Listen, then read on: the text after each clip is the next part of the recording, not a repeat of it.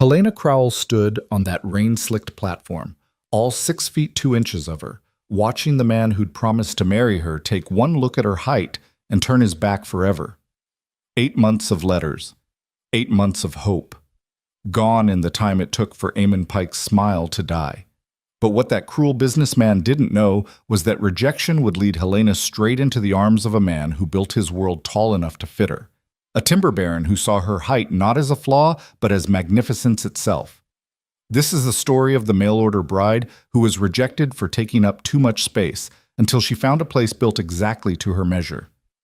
Stay with me until the end and comment what city you're watching from so I can see how far Helena's story reaches. The Pacific Express hissed and groaned as it pulled into North Lake Station, expelling steam into the gray November air like the breath of some exhausted beast. Helena Crowell pressed her gloved hand against the cold window, watching the logging town materialize through the rain. Wooden buildings huddled against the forest, muddy streets carved between them, and everywhere the massive stumps of ancient trees testament to the industry that fed this frontier settlement. Her heart hammered against her ribs. 8 months. 8 months of letters that had traveled 3,000 miles, carrying words that built a future one sentence at a time. Eamon Pike's penmanship had been elegant, his vocabulary refined. He'd written of North Lake's promise, of the business opportunities in a growing timber town, of the home he was preparing. And in his 5th letter, after Helena had gathered the courage to mention her height, 6 feet 2 inches in her stockings, he had responded with words she'd memorized. My dear Helena, I am a man of modern thinking. What matters is the quality of one's character, not the measurement of one's frame. I look forward to meeting a woman of such unique distinction. Those words had been a lifeline. All her life, Helena had been too much, too tall for the factory work in Philadelphia, too tall for the teaching positions that wanted women who didn't tower over their students, too tall for the suitors who wanted delicate flowers, not sturdy oak trees. At 28, she'd watched younger, shorter women marry and build lives while she remained alone, hemming their wedding dresses and hearing their whispered pity. The mail-order bride service had seemed like madness at first, but desperation has a way of making madness seem reasonable. North Lake Station. The conductor called, his voice muffled by the rain drumming on the train car roof. Final stop! Helena stood, her head nearly brushing the ceiling of the passenger car. She'd worn her best traveling dress, deep burgundy wool with modest black trim, and had pinned her dark hair into a neat bun that added another 2 inches to her height. Her trunk contained everything she owned, 3 more dresses, undergarments, sewing supplies, her mother's Bible, and a cameo brooch that had belonged to her grandmother. Everything she was fit into one trunk. The conductor helped her down the steps, his eyes widening slightly as he realized her height. Helena was used to that look, that moment of recalibration when people's expectations met reality. She stepped onto the platform, rain immediately spotting her shoulders, and scanned the crowd for Eamon Pike. She'd studied his photograph until she could draw his features from memory. Refined features, dark hair parted precisely, a neat beard, and eyes that the photographer's art made seem kind. He'd be wearing a gray suit he'd written in his last letter and carrying a black umbrella. There. Helena's breath caught. Eamon Pike stood at the platform's edge, exactly as described. The photograph hadn't lied. He was handsome in a careful, constructed way. But as she stepped forward, her trunk bumping against her leg, she noticed something the photograph couldn't convey. He was perhaps 5 feet 8 inches tall, not short by any standard measure. But as Helena approached, as she drew close enough to see the exact moment he recognized her from her own photograph, she watched his expression transform. His smile didn't just fade, it died. His eyes traveled up, up, up, from her chin to her eyes, a journey that seemed to take years. And in those eyes, Helena saw something worse than surprise. She saw revulsion. She saw humiliation. She saw a man doing rapid calculations about what it would mean to stand beside her in this town, to be known as the man whose wife towered over him. Miss Crowell. His voice was tight, controlled, not the warm tone his letters had carried. Welcome to North Lake. He didn't move to take her hand, didn't step forward.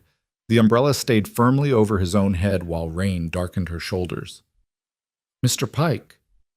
Helena forced brightness into her voice, forced herself to believe this was just shock, just surprise, something that would pass once they talked, once he remembered those letters full of promises. It's wonderful to finally...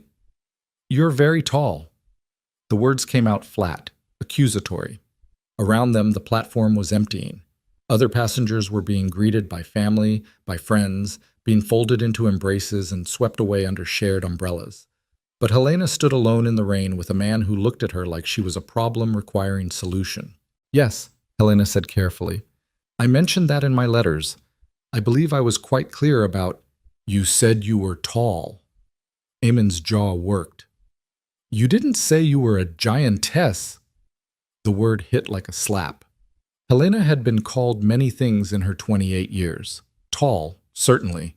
Statuesque, by the generous. Unfortunate, by the cruel. But giantess carried a particular venom, a particular reduction of her humanity to something freakish and strange. Mr. Pike. She kept her voice level, though her hands trembled. Perhaps we should speak somewhere more private. I've traveled a very long way, and this won't work. He said it quickly, like ripping off a bandage. I'm sorry, Miss Crowell, but I cannot... This is not what I expected. I run a business in this town. I have a position to maintain. I cannot have... He gestured vaguely at her height. This. The platform had emptied. Even the conductor had retreated to the shelter of the station house. They stood alone in the rain, and Helena felt the future she'd traveled 3,000 miles toward crumble like wet paper. You wrote to me for 8 months? Her voice barely rose above the sound of the rain. You said character mattered. You said, I know what I wrote. Eamon's face flushed. But I also know what I see. This town talks, Miss Crowell. They'll make me a laughingstock. The man who ordered a bride and got a woman who doesn't fit your idea of proper proportion, Helena finished for him. Something was hardening in her chest, something cold and crystalline. Disappointment, yes. Humiliation, certainly. But underneath, something sharper. Anger. I've already arranged for your return ticket. Eamon reached into his coat pocket, produced an envelope. The eastbound train leaves tomorrow morning. I've reserved you a room at the boarding house for tonight. It's all paid for. He held out the envelope, still not stepping close enough to hand it to her properly. Helena stared at it, at this man who'd written 8 months of beautiful lies, and felt something shift inside her. She'd spent her whole life trying to make herself smaller, more acceptable, less inconvenient, bending, folding, apologizing for the space she occupied. But she'd also crossed an entire continent based on promises this man had made. No. The word came out stronger than she expected. Eamon blinked. I'm sorry? No.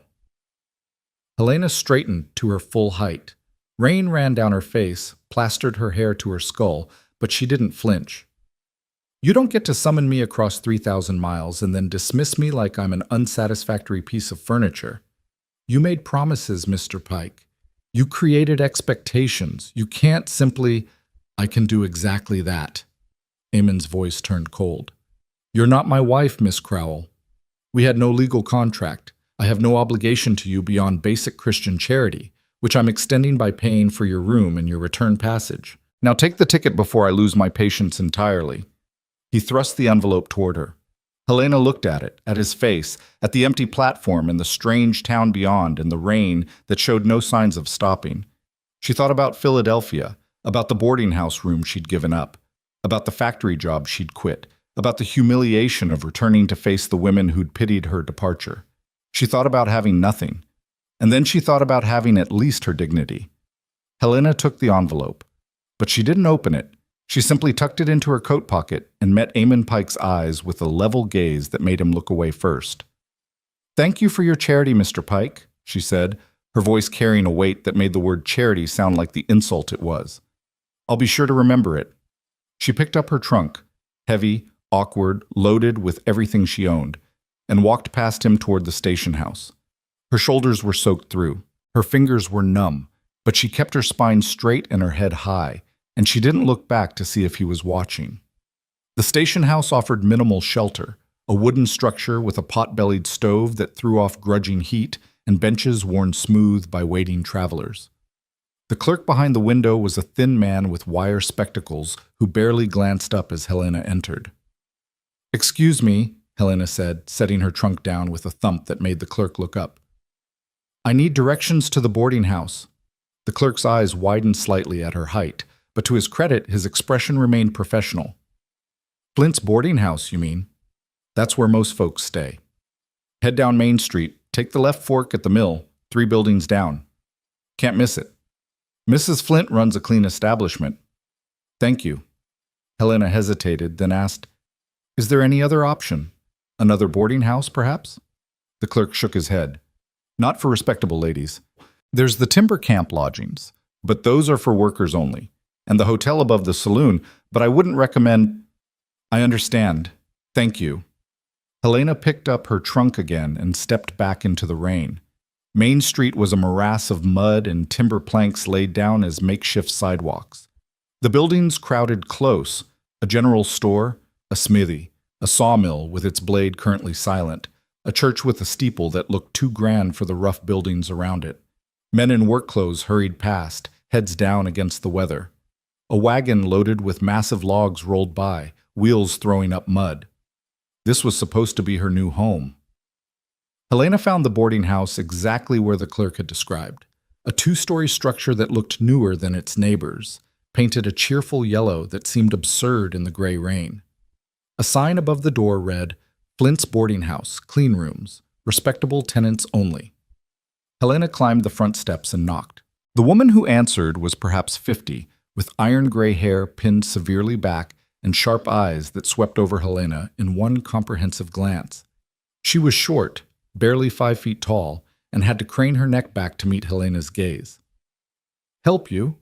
Her voice was brisk but not unkind. "My name is Helena Crowell. I believe Mr. Eamon Pike arranged a room for me for tonight." Something shifted in the woman's expression. Not quite sympathy, but recognition. "Ah, you're the mail-order bride."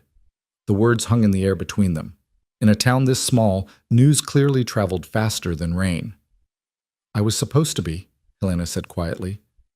"Now I'm simply a traveler in need of a room."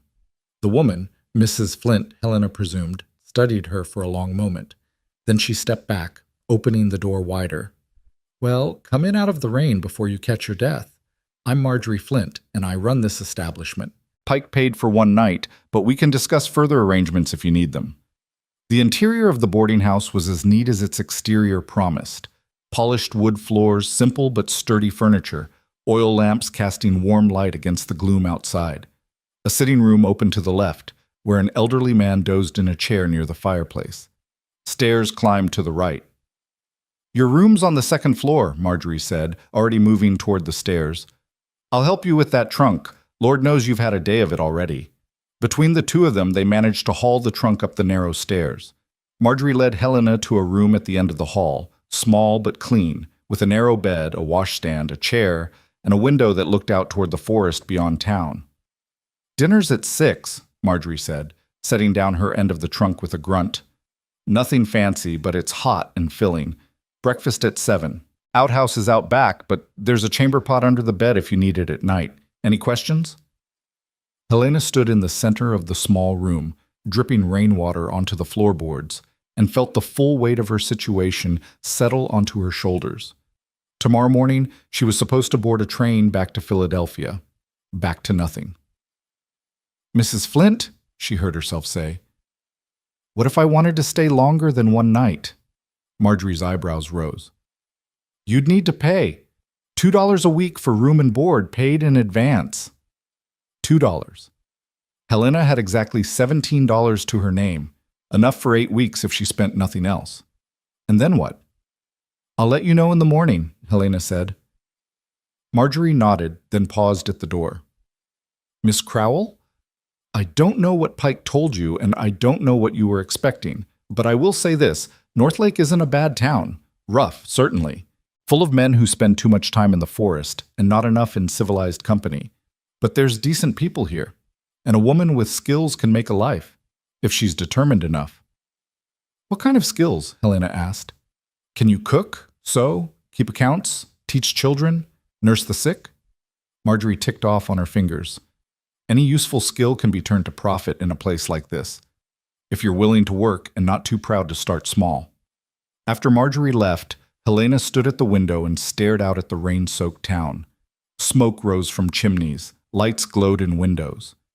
Somewhere out there, Eamon Pike was congratulating himself on his narrow escape from the embarrassment of a too-tall wife. And Helena was alone, again, in a strange place with no plan and diminishing resources. She should take the return ticket. She should go back east, find another factory job, disappear into the anonymous crowds of Philadelphia. It was the sensible thing to do, the safe thing. But Helena Crowell was tired of safe, tired of small, tired of apologizing for existing. She unpacked her sewing kit and spread it on the small table. Needles, thread, scissors, measuring tape, pins. Her mother had taught her to sew, and Helena had discovered she was good at it, better than good. She could look at a body and know instinctively what would flatter it, what would make someone feel beautiful, despite the flaws they saw in themselves. Ironic, since she'd never managed that trick for herself. At 6 o'clock, Helena went downstairs to the dining room. 5 other boarders sat around a long table, 4 men who looked like mill workers, and 1 older woman who introduced herself as Mrs. Talbot, the schoolteacher. They all stared at Helena's height, but Mrs. Talbot recovered first and gestured to an empty seat. "Sit down, dear. Marjorie makes a fine stew, and you look like you need something hot inside you." The meal was simple but good. Beef stew, fresh bread, butter, and coffee, strong enough to strip paint. The conversation flowed around Helena, timber talk mostly. Prices for lumber, the railroad spur being built toward North Lake, the old-growth forest to the north that hadn't been touched yet. And then one of the men, young, with sawdust still in his hair, asked the question Helena had been dreading. "You're Pike's mail-order bride, aren't you? Heard you came in on the train today?" The room went quiet. Helena set down her spoon carefully. "I was supposed to be. Mr. Pike has changed his mind." "Because you're tall?" The young man's face flushed. "Sorry, I shouldn't have." "It's all right," Helena said, though it wasn't. "Yes, because I'm tall." Mrs. Talbot made a disgusted sound. "Eamon Pike is a small man in every way that matters. You're better off without him, Miss Crowell." "Maybe so," Helena said. "But I'm also stranded in a town I know nothing about, with very little money and nowhere to go." The words came out before she could stop them, laying her vulnerability bare before these strangers. But something in her was tired of pretending, tired of maintaining the fiction that everything was fine. "You sew?" Marjorie asked from the doorway to the kitchen. She'd been listening, Helena realized. "Yes, I'm quite skilled, actually." "Prove it." Marjorie disappeared and returned a moment later with a man's shirt, the sleeve torn nearly off. "Fix that so I can't see where it was ripped." Helena examined the tear. It was substantial, running through the seam and into the fabric itself. But it was repairable. She retrieved her sewing kit from upstairs and set to work at the table, conscious of everyone watching. She removed the damaged section, reinforced the seam with careful stitches too small to see, and used a technique called reverse applique to patch the tear with fabric from the shirt's tail, matching the grain precisely. 20 minutes later, she handed the shirt back to Marjorie. The boarding house owner examined it closely, turning it inside out, holding it up to the light. "I'll be damned," she said finally. "Can't tell it was ever torn." "I told you I was skilled." "That you are." Marjorie looked at her thoughtfully. "There's no seamstress in North Lake. The nearest is in Port Clement, 30 miles north. Most folks make do with their own poor stitching or go without. If you wanted to stay, if you wanted to set up shop, I think you'd find customers." Hope flickered in Helena's chest. "I'd need space, equipment, fabric, all things that cost money I don't have." "You could work from your room to start," Marjorie said. "Take in mending, alterations, build up capital. I'd be your first customer. I've got a pile of shirts and trousers that need fixing, and I'd spread the word." "I'll think about it," Helena said. But she was already thinking about it, already calculating, already seeing a possible future that didn't involve crawling back to Philadelphia in defeat. That night, lying in the narrow bed and listening to the rain hammer the roof, Helena made her decision. She would stay. Not forever, perhaps, but long enough to earn enough money to choose her next step from a position of strength rather than desperation. She would stay, and she would not shrink. The next morning dawned gray and cold, but the rain had stopped. Helena rose early, dressed in her second-best dress, dark blue wool with practical buttons, and went downstairs to find Marjorie already in the kitchen, kneading bread dough. "I'd like to stay," Helena said without preamble. "I'll need the room for another week while I establish whether there's enough work to sustain me." Marjorie dusted flour off her hands. $2, paid now. Helena counted out the coins, feeling the diminishment of her small savings. "And I'll fix those clothes you mentioned for $1. 50 cents, Marjorie countered. 75, and I'll have them done by tomorrow." Marjorie grinned. "You'll do just fine here, Miss Crowell. Deal." After breakfast, Helena walked to the general store to return Eamon Pike's train ticket and recover what money she could from it. The store was cramped and cluttered, smelling of tobacco, leather, and coffee beans. The proprietor was a balding man who eyed her height with interest rather than judgment. "Help you, miss?" "I need to return this train ticket and get a refund." He examined the ticket, then shook his head. "Can't give you cash. Company policy. But I can give you store credit for 75% of the value. $3.20 worth of goods." It wasn't ideal, but it was better than nothing. Helena spent an hour carefully selecting what she needed. More thread in various colors, needles, pins, a piece of chalk for marking fabric, and a small pair of scissors sharper than what she currently owned. She spent exactly $3.15, hoarding the remaining 5 cents of credit like treasure. As she was leaving, the proprietor called after her. "Miss, if you're really setting up as a seamstress, I'd be interested in carrying some of your work. Simple things, you understand. Aprons, work shirts, that sort of thing. I'd buy them outright if the quality was good and the price was right." Another possibility. Another thread of hope. Helena returned to the boarding house and set to work on Marjorie's mending pile. There were 12 items in total. Torn shirts, trousers with blown-out seams, a jacket with a broken lining. She worked steadily through the morning and into the afternoon, her needle flashing in the gray light from the window. She'd almost finished the 8th item when she heard heavy footsteps on the stairs. Men's footsteps, but heavier than any she'd heard in the boarding house before. A knock on her door. Helena set down her sewing. "Yes?" "Miss Crowell?" The voice was deep, rumbling like distant thunder. "Mrs. Flint said I might find you here. My name is Marshall Drake. I wonder if I might speak with you for a moment."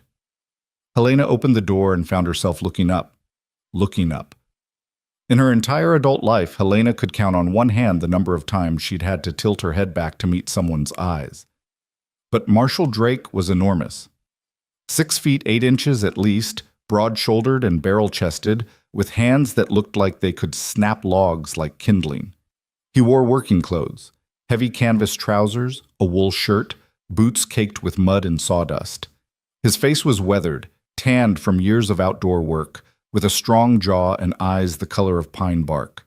He held his hat in his hands, turning it nervously. "Mr. Drake," Helena said, her voice surprisingly steady despite her shock. "I heard about what happened," Marshall said without preamble. "With Pike. Heard he rejected you on the platform in front of the whole town because of your height." Helena's face burned.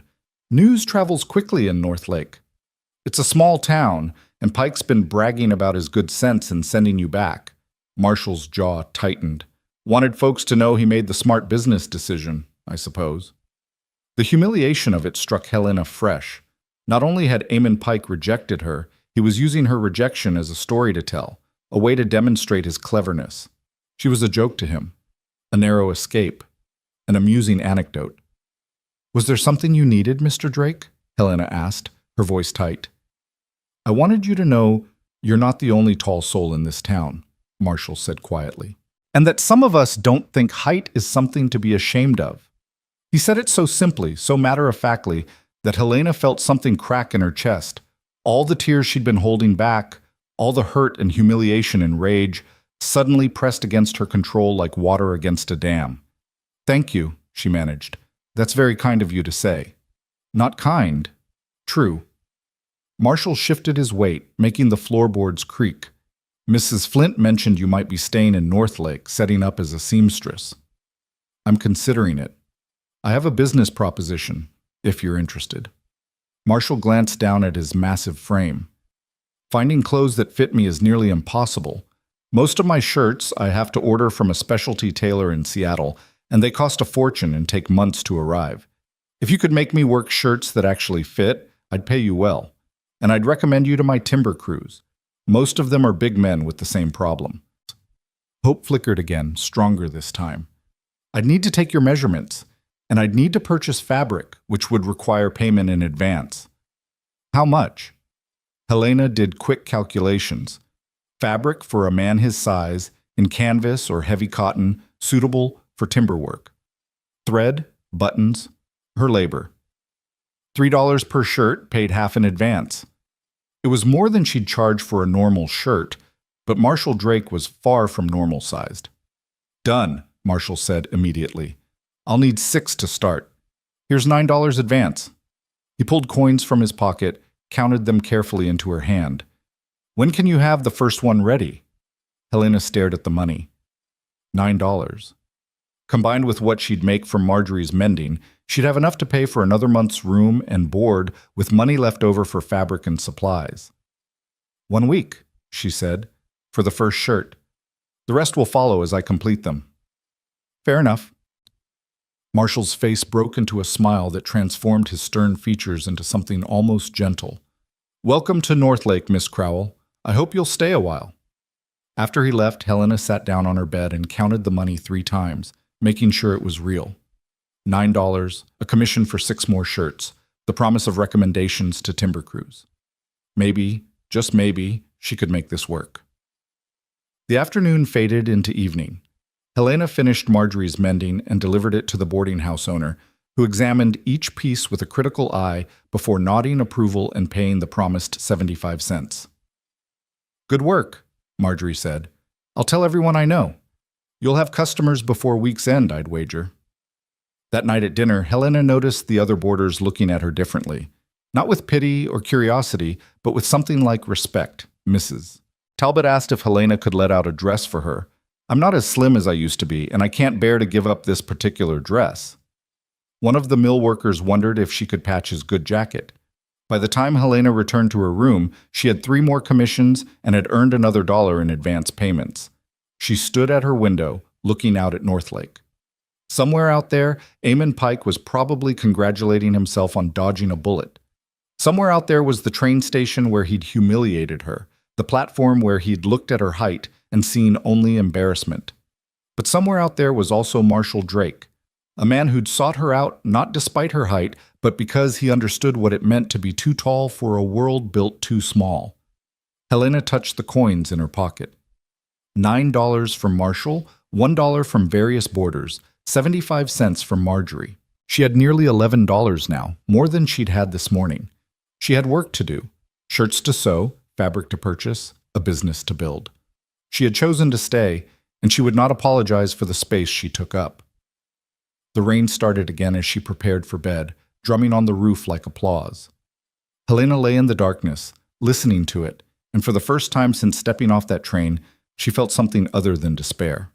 She felt possibility. The first week passed in a blur of needle and thread. Helena woke each morning before dawn, worked through breakfast, and continued until her eyes burned in the lamplight. Her fingers developed new calluses. Her back ached from hunching over her sewing, but with each completed garment, her small hoard of coins grew. Marjorie's mending had been returned to universal satisfaction, leading to a steady stream of boarders and their friends appearing at Helena's door with torn clothing and hopeful expressions. Mrs. Talbot's dress alteration revealed that Helena had an eye not just for repair, but for improvement.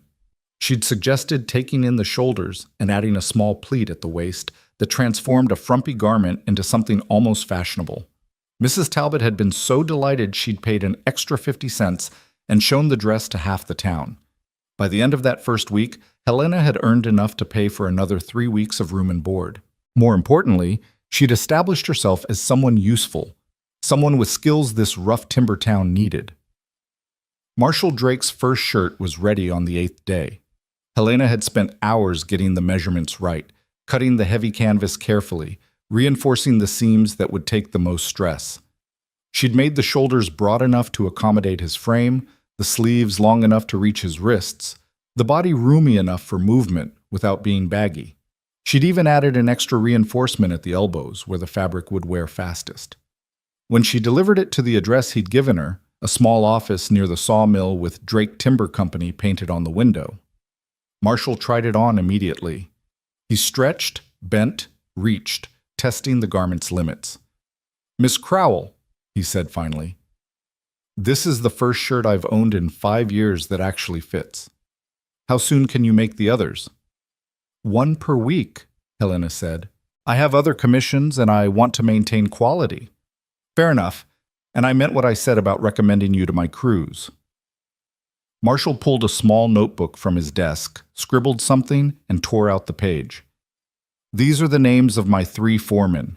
Tell them I sent you, and they'll spread word among the men. Most of them have wives who do the sewing, but for the single men and those whose wives aren't skilled with a needle, you'll find plenty of work." Helena took the paper, studying the names written in Marshall's surprisingly neat handwriting. "Thank you, Mr. Drake. This is very generous." "It's business, Miss Crowell. Good work deserves fair compensation and honest recommendation." Marshall paused, then added, "And please, call me Marshall. Mr. Drake makes me feel like my father, and I spent most of my youth trying not to be like him." "Then you should call me Helena." "Helena." He said her name carefully, as if testing its weight. "There's a town social next Saturday evening. Church basement, nothing fancy. Dancing, refreshments, gossip. I wonder if you'd consider attending, as my guest." Helena's heart stuttered. The invitation was carefully worded. He wasn't asking for courtship, merely companionship at a public event. But the intention behind it was clear enough. Marshall Drake was interested in her, and he wanted others to know it. "People will talk," Helena said carefully, "about my height, about what happened with Mr. Pike. People always talk, especially in a town this size where there's damn little else to do."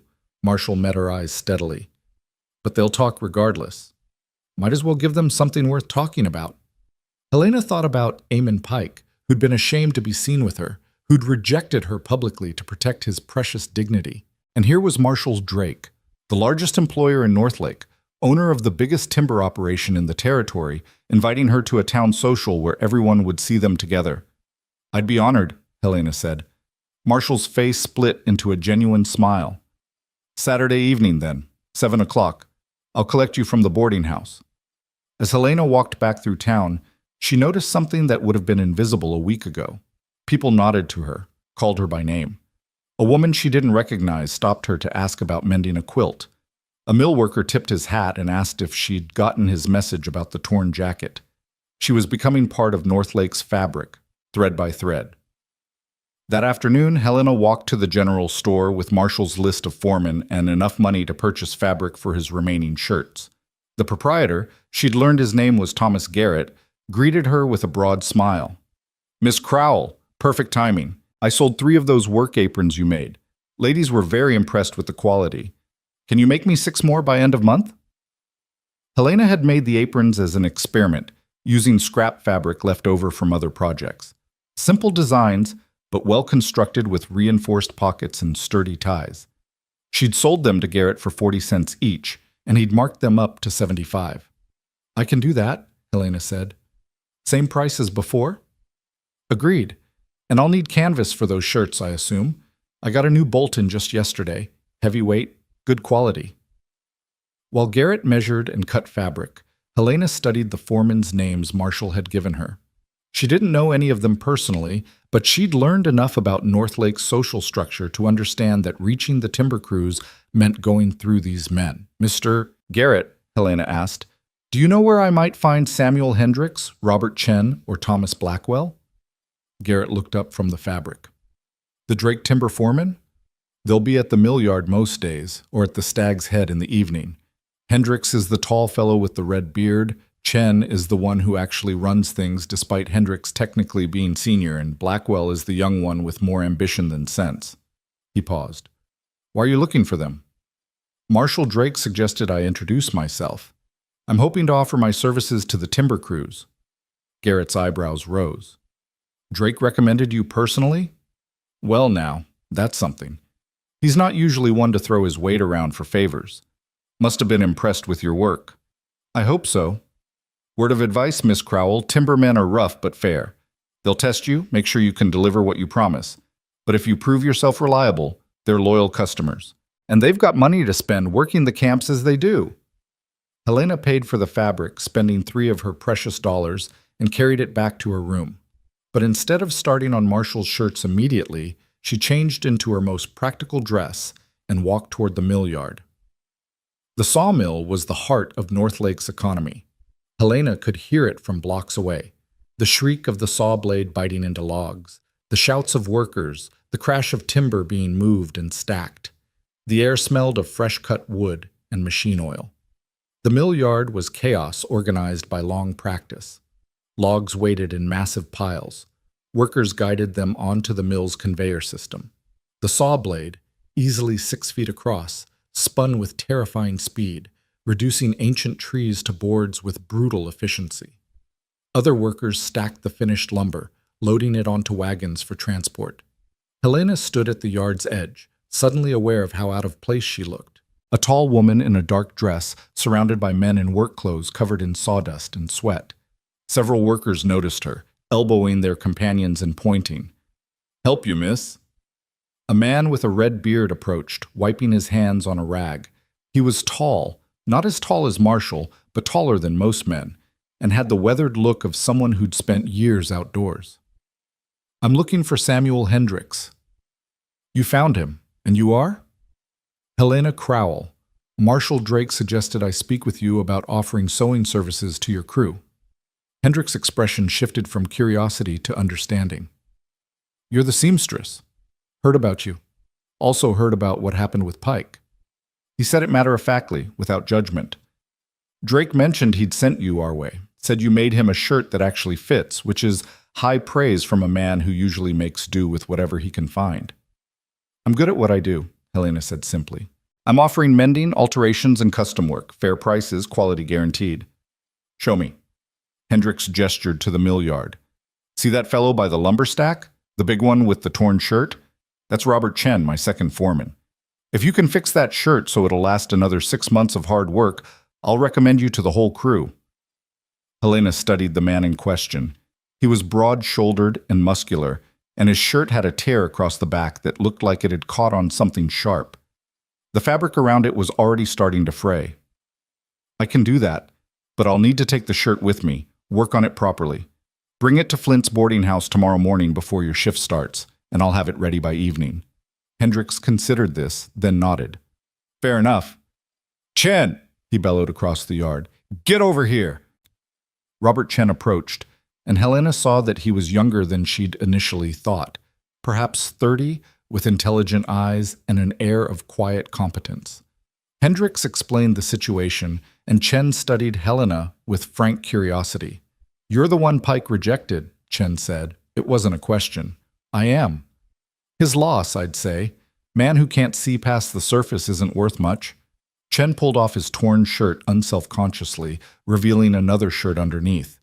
"Here, but I need it back by tomorrow night. It's my lucky shirt." "You'll have it," Helena promised. Walking back to the boarding house with Chen's shirt bundled under her arm, Helena felt eyes on her from every direction. The story of her public rejection had spread through North Lake like wildfire, she knew. But now another story was spreading, the story of the seamstress who'd stayed instead of slinking back east in shame, who was making a place for herself through skill and determination. Let them talk, Helena thought. Let them see that she wasn't going anywhere. That evening, Helena worked on Chen's shirt by lamplight. The tear was worse than it had looked. The fabric had rotted slightly from sweat and weather, making a simple patch impossible. Instead, Helena carefully removed the damaged section, reinforced the surrounding area with a backing piece, and used a combination of darning and patching to restore the shirt's integrity. It took 3 hours of painstaking work, but when she finished, the repair was nearly invisible and stronger than the original fabric. She was putting the finishing touches on it when someone knocked on her door. It was late, past 9 o'clock, and most of the boarding house had settled for the evening. "Come in," Helena called, not looking up from her work. The door opened to reveal Marshall Drake, still in his work clothes but with his face freshly washed and his hair damp. "I'm sorry for the late hour," he said. "I saw your lamp burning and wanted to check that the foreman didn't give you any trouble." "No trouble at all. Mr. Chen gave me a shirt to repair as a test. I'm just finishing it now." Marshall stepped into the room, and Helena was struck again by his sheer size. The room seemed to shrink around him. He bent to examine her work, his face close enough that she could smell pine sap and soap. "That's remarkable," he said quietly. "I can barely see where the damage was." "That's the goal." Marshall straightened, and for a moment they simply looked at each other. Helena had spent her entire adult life being the tallest person in any room, looking down at everyone she spoke with. But Marshall was taller, broader, more substantial. Standing near him, she felt something she'd never experienced before. She felt proportional. She felt like she fit. "Helena," Marshall said, his voice dropping lower, "I want you to know something. What Pike did to you, that was about his own small-minded fears, not about anything wrong with you. You're—" He paused, seeming to search for words. "You're like one of the old-growth pines, tall and straight and strong. People look at them and see timber, see profit, but some of us see beauty." Helena's throat tightened. "That's a lovely thing to say." "It's true." Marshall shifted his weight, making the floorboards creak. "I should let you finish your work, but I wanted you to know, if anyone in this town gives you trouble, if Pike starts spreading more poison about you, you tell me. I don't have patience for men who hurt women to make themselves feel bigger." After he left, Helena sat holding Chen's repaired shirt and feeling something warm unfurl in her chest. She'd been courted before, in Philadelphia. Brief, awkward attempts by men who'd been more interested in her sewing skills than her company, or who'd seen her height as a curiosity to be conquered. But Marshall's attention felt different, genuine. Like he saw her, really saw her, and liked what he saw. The next morning, Helena delivered Chen's shirt just as the timber crews were gathering for their shift. Chen examined it carefully, turning it inside out, stretching the fabric, testing the repair. "This is damn good work," he said finally. "Better than good. My wife couldn't have done this well, and she's been sewing for 20 years. He raised his voice, addressing the gathered workers. "Any man here needs mending or new work clothes. Miss Crowell's your answer. Fair prices, quality work, fast turnaround. Tell your families." A murmur ran through the crowd. Several men approached immediately with questions about torn trousers, shirts that didn't fit right, jackets that needed patches. Helena took notes, quoted prices, arranged pickup and delivery times. By the time the morning shift started, she had 11 new commissions. The days fell into a pattern. Helena woke early, worked until her fingers cramped, took a brief walk through town to deliver finished work and collect new projects, then returned to her room to sew until lamplight failed her. She ate meals with the other boarders, listening to their stories about the mill, the timber camps, the endless appetite for lumber that drove North Lake's economy. She learned that Marshall Drake had built his timber empire from nothing. His father had been a drunk who died in a mill accident when Marshall was 15, leaving him with debts and a reputation for being his father's son. But Marshall had worked harder than anyone, proved himself more reliable than men twice his age, and slowly built Drake Timber into the most successful operation in the territory. She learned that Amon Pike ran a supply company that sold goods to the timber camps at inflated prices, and that his wealth came more from clever accounting than honest work. That he'd been courting the mayor's daughter, but she'd turned him down. That his pride was his most prominent feature, and his rejection of Helena had been about protecting that pride above all else. She learned that North Lake was hungry for civilization's comforts, and that a woman with skills could carve out a real place here if she was willing to work for it. The Saturday social arrived cold and clear. Helena had spent what little free time she'd had that week altering one of her own dresses, letting out seams, adding a new collar, changing the buttons to something more elegant. It was still a simple garment, dark green wool with black trim, but it fit her properly and made her feel less like she was wearing borrowed clothes. At 7 o'clock precisely, Marshall arrived at the boarding house. He wore what was clearly his best suit, dark gray, well-tailored but showing its age, the kind of garment a successful businessman might wear to church or important meetings. He'd shaved and combed his hair, and he held a small bouquet of late-season wildflowers. "For you," he said, offering the flowers with an awkwardness that was somehow endearing. I know they're not much, but the flower shop closed last month and won't reopen until spring. They're perfect. Helena accepted the flowers, touched by the gesture. No one had given her flowers since she was 16, and a boy in her building had left daisies at her door before running away in embarrassment. The walk to the church was brief, but felt eternal. Everyone they passed stopped to stare. Helena kept her spine straight and her head high, but she felt the weight of those stares, the whispers, the speculation.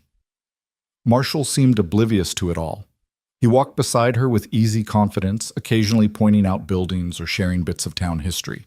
If he noticed people staring, he gave no sign. The church basement had been transformed for the social. Oil lamps cast warm light over rough wooden walls decorated with autumn leaves and pine boughs. Tables along one wall held refreshments, cider, cookies, sandwiches, a cake someone had made. A small group of musicians occupied one corner, fiddle, guitar, and accordion, playing a lively tune.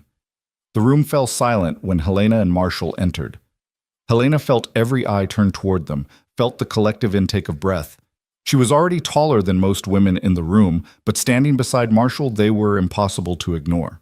Giants among regular-sized people. A spectacle. Then Marshall did something Helena wasn't expecting. He didn't hurry her to a corner, didn't try to minimize their visibility. Instead, he led her directly to the center of the room and said, loudly enough for everyone to hear, "Helena, may I have this dance?" The musicians had faltered when Helena and Marshall entered, but at Marshall's words, they struck up a waltz. Helena had learned to dance as a girl, but she'd stopped trying years ago. Too many partners who barely reached her shoulder, too many awkward stumbles, too much humiliation. But Marshall was taller than her, broader than her. When he took her hand and placed his other hand at her waist, Helena didn't have to bend or adjust or make herself smaller. She simply followed his lead. They swept across the floor, and Helena felt something she'd never experienced on a dance floor before. She felt graceful. Marshall was a surprisingly good dancer for such a large man, moving with an economy that belied his size. He spun her, dipped her, guided her through the steps with quiet competence. Around them, other couples slowly joined the dance. The initial shock was wearing off, replaced by the social momentum that kept such gatherings moving forward. But Helena barely noticed. She was too focused on the feeling of Marshall's hand at her waist, the steady strength of him, the way he looked at her like she was something precious. When the waltz ended, Marshall led her to the refreshment table. People approached, cautiously at first, then with growing confidence. Mrs. Talbot introduced Helena to other women who needed sewing done. Robert Chen's wife thanked Helena for fixing her husband's lucky shirt, which he absolutely refused to throw away despite its condition. Samuel Hendrick's daughter asked if Helena could make her a dress for Christmas. Helena found herself surrounded by conversation, by acceptance, by the gradual integration into North Lake's social fabric. And through it all, Marshall stayed at her side, solid and steady as an old-growth pine. It wasn't until the evening was half over that Eamon Pike arrived. He entered with two other businessmen, all of them dressed in expensive suits that marked them as different from the mill workers and timbermen in their rough Sunday clothes. Eamon's eyes found Helena immediately, and something ugly crossed his face. He made his way across the room with deliberate purpose, his companions trailing behind. "Drake," Eamon said, his voice carrying, "I see you've taken up with my cast-off. How generous of you." The conversations around them died. Marshall went very still, and Helena felt the tension radiating from him like heat from a stove. "Miss Crowell is not anyone's cast-off," Marshall said quietly, "and you'd do well to remember that. Come now, Drake. We all know what happened. I ordered a bride, and what arrived was—" Eamon gestured vaguely at Helena. "Well, not what was advertised. I did the charitable thing by paying for her room and her return ticket. If she's chosen to stay and embarrass herself further, that's hardly my concern." Helena felt her face burn, felt the familiar shame trying to claw its way up her throat. But she thought about Chen's repaired shirt, about the 11 commissions waiting in her room, about the money she'd earned through her own skill and hard work. She thought about Marshall's hand at her waist during the waltz, about feeling proportional for the first time in her life. "Mr. Pike," Helena said, her voice steady despite the trembling in her hands, "you're absolutely right. I'm not what you ordered. I'm not a woman who shrinks to make small men feel big. I'm not someone who apologizes for existing. And I'm certainly not someone who needs your charity or your pity. You'll need something when the novelty wears off, Eamon shot back. When Drake here realizes what it's like to be seen with a woman who makes him look normal instead of freakish. When this town stops being amused by the spectacle and starts asking why a successful businessman would saddle himself with... He didn't get to finish. Marshall moved faster than Helena would have thought possible for a man his size. One moment he was standing beside her, the next he had Eamon Pike by the front of his expensive suit, lifting him until his feet barely touched the floor. Listen very carefully, Marshall said, his voice deadly quiet. You can insult me all you like, but you will not speak about Helena that way. Not in my presence, not in this town, not ever. Do you understand? Eamon's face had gone pale. You're threatening me? In front of witnesses? I'll have the marshal... The marshal is my cousin, Marshall said calmly. And he was at my father's funeral when I was 15 and you tried to collect a debt from a child by taking the only coat he owned. He remembers that. So do a lot of people in this room. So by all means, go crying to him about how I defended a lady's honor from your insults. Marshall set Eamon down, but didn't step back. Eamon smoothed his suit with shaking hands, looked around at the faces watching him. Helena saw the calculation in his eyes. He was outnumbered here, outmaneuvered, facing a man with more physical power and more social capital than he could match. This isn't over, Eamon said, trying to salvage some dignity. Yes, it is, Marshall replied. It's been over since the moment you decided your pride was worth more than your honor. Now get out of here before I forget I'm in a church basement and teach you better manners. Eamon left, his companions hurrying after him. The silence in the room stretched for a long moment before the musicians, bless them, struck up another tune, and conversation resumed with the forced brightness of people pretending they hadn't just witnessed something dramatic. Marshall turned to Helena. I'm sorry. I shouldn't have lost my temper.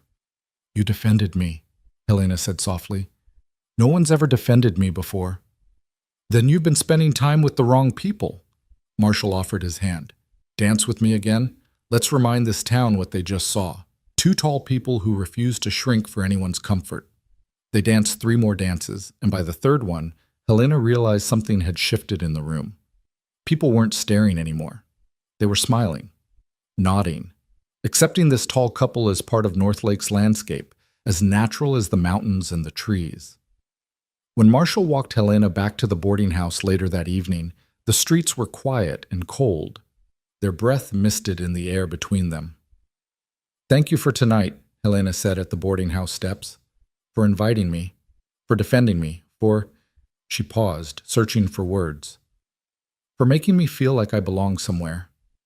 You do belong here. Marshall reached into his pocket and pulled out a small carved object. I made this for you. It's nothing much, just something I whittle when I need to think. He pressed it into her palm.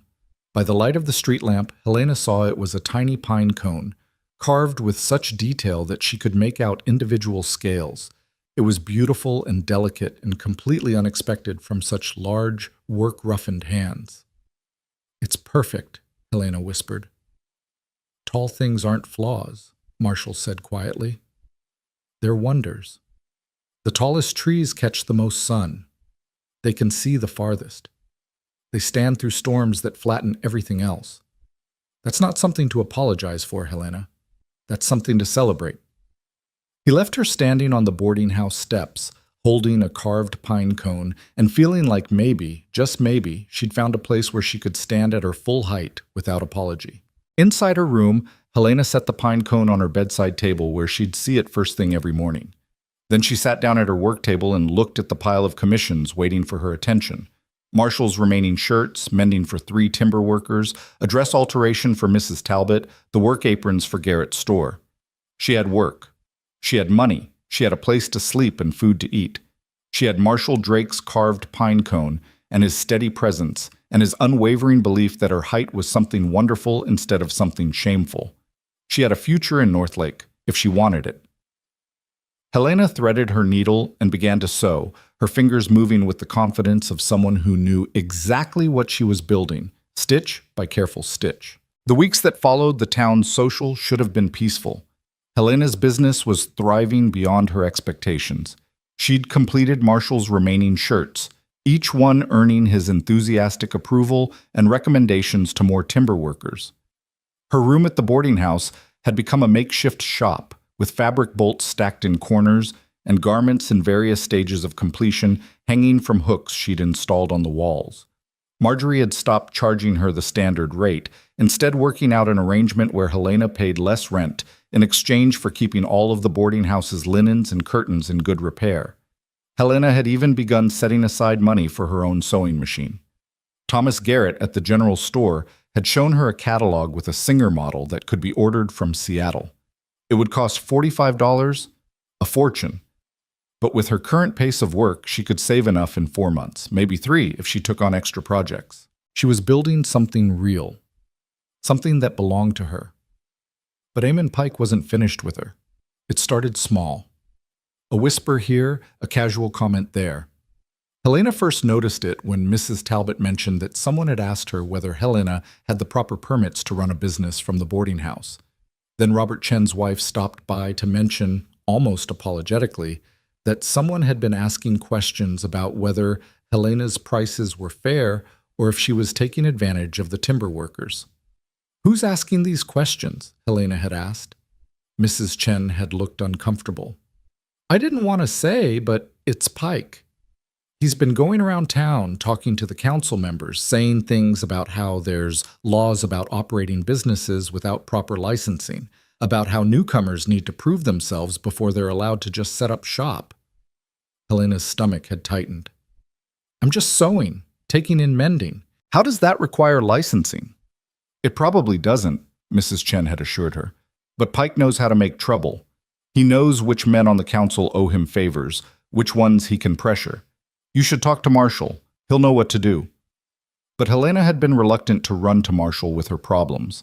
He'd already defended her once, already made himself a target of Pike's resentment by choosing to court her publicly. She didn't want to be the kind of woman who needed constant rescue, who couldn't handle her own difficulties, so she'd tried to handle it herself. She'd visited the town clerk, a nervous man named Aldrich who'd shuffled through papers and mumbled about regulations, and finally admitted that technically, yes, there were rules about operating commercial enterprises within town limits, but those rules had never been enforced for small operations like hers. "But if someone files a formal complaint," Aldrich had said, not meeting her eyes, "then I'd have to investigate. Town law requires it." Helena had left his office with a sick feeling in her stomach. Pike was laying groundwork, building a case, finding ways to hurt her without directly confronting her again. She'd worked late that night, finishing a jacket alteration for one of the mill workers, trying not to think about what Pike might be planning. The boarding house was quiet. Most residents had gone to bed when she heard heavy footsteps on the stairs. She knew those footsteps now, knew the particular rhythm of Marshall's gait, the way the floorboards protested under his weight. His knock was soft, considerate of the late hour. "Come in," Helena called, setting down her sewing. Marshall entered, and she could see immediately that something was wrong. His jaw was tight, his eyes angry. "I heard what Pike's doing," he said without preamble. "Trying to get you shut down with permit nonsense. Helena, why didn't you tell me?" "Because I don't want to be a burden." Helena stood, facing him. "You've already done so much for me. I need to be able to stand on my own." "Standing on your own doesn't mean facing everything alone." Marshall's voice softened. "Pike is doing this because of me, because I chose you over his pride. That makes it my responsibility to help fix it." "No." Helena shook her head. "That makes it my life, my business, my fight. I won't be the woman who needs a man to solve all her problems. Then let me be the friend who stands beside you while you solve them yourself." Marshall stepped closer. "Helena, Pike isn't going to stop. He's talking to Judge Alden Hart, trying to convince him to come to Northlake and rule on whether you have the legal right to operate your business. He's claiming you violated some kind of contract by staying in town instead of leaving." "What contract? There was no contract. He rejected me on this platform before anything was signed or agreed to." "I know that. You know that. But Pike is good at twisting words, at making things sound worse than they are. And Judge Hart—" Marshall paused. "He's a hard man. Fair, but hard. If Pike presents the case the right way, Hart might rule against you just to establish legal precedent. Helena sank back into her chair. So what do I do? You fight. Marshall knelt beside her chair so they were at eye level. You tell the truth. You show the town what you've built, and you don't let Pike's small-minded vindictiveness destroy something good. And you let me help, not because you're weak, but because fighting together is smarter than fighting alone. Helena looked at this man who'd sought her out when she'd been at her lowest, who'd given her work when she'd needed it most, who'd defended her honor and carved her pine cones and looked at her like she was exactly the right size.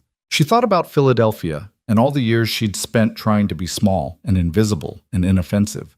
She thought about the woman she'd been when she'd stepped off that train, full of hope and fear in equal measure. She wasn't that woman anymore. All right, Helena said. Tell me what we need to do. Over the next week, Marshall and Helena prepared. Marshall spoke to the town council members he knew, the ones whose businesses depended on Drake timber, reminding them that Helena had brought a valuable service to Northlake and that driving her out would only hurt the town. Helena documented every transaction she'd made, every garment mended, every commission completed, every satisfied customer. She asked her clients to write testimonials, and they did, filling 3 pages with praise for her work. Mrs. Talbot wrote about the dress alteration that had made her feel beautiful for the first time in years. Robert Chen described the quality of her repairs. Thomas Garrett provided a letter stating that the apron she'd made for his store had sold out immediately and that he considered her a valuable business partner.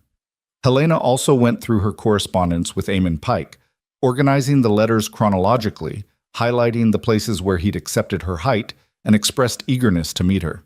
She created a timeline showing that he'd had 8 months to ask detailed questions about her appearance and had chosen not to, that his rejection had been instantaneous and public, and that she'd attempted to leave town immediately but had stayed only after he'd made it clear there would be no marriage.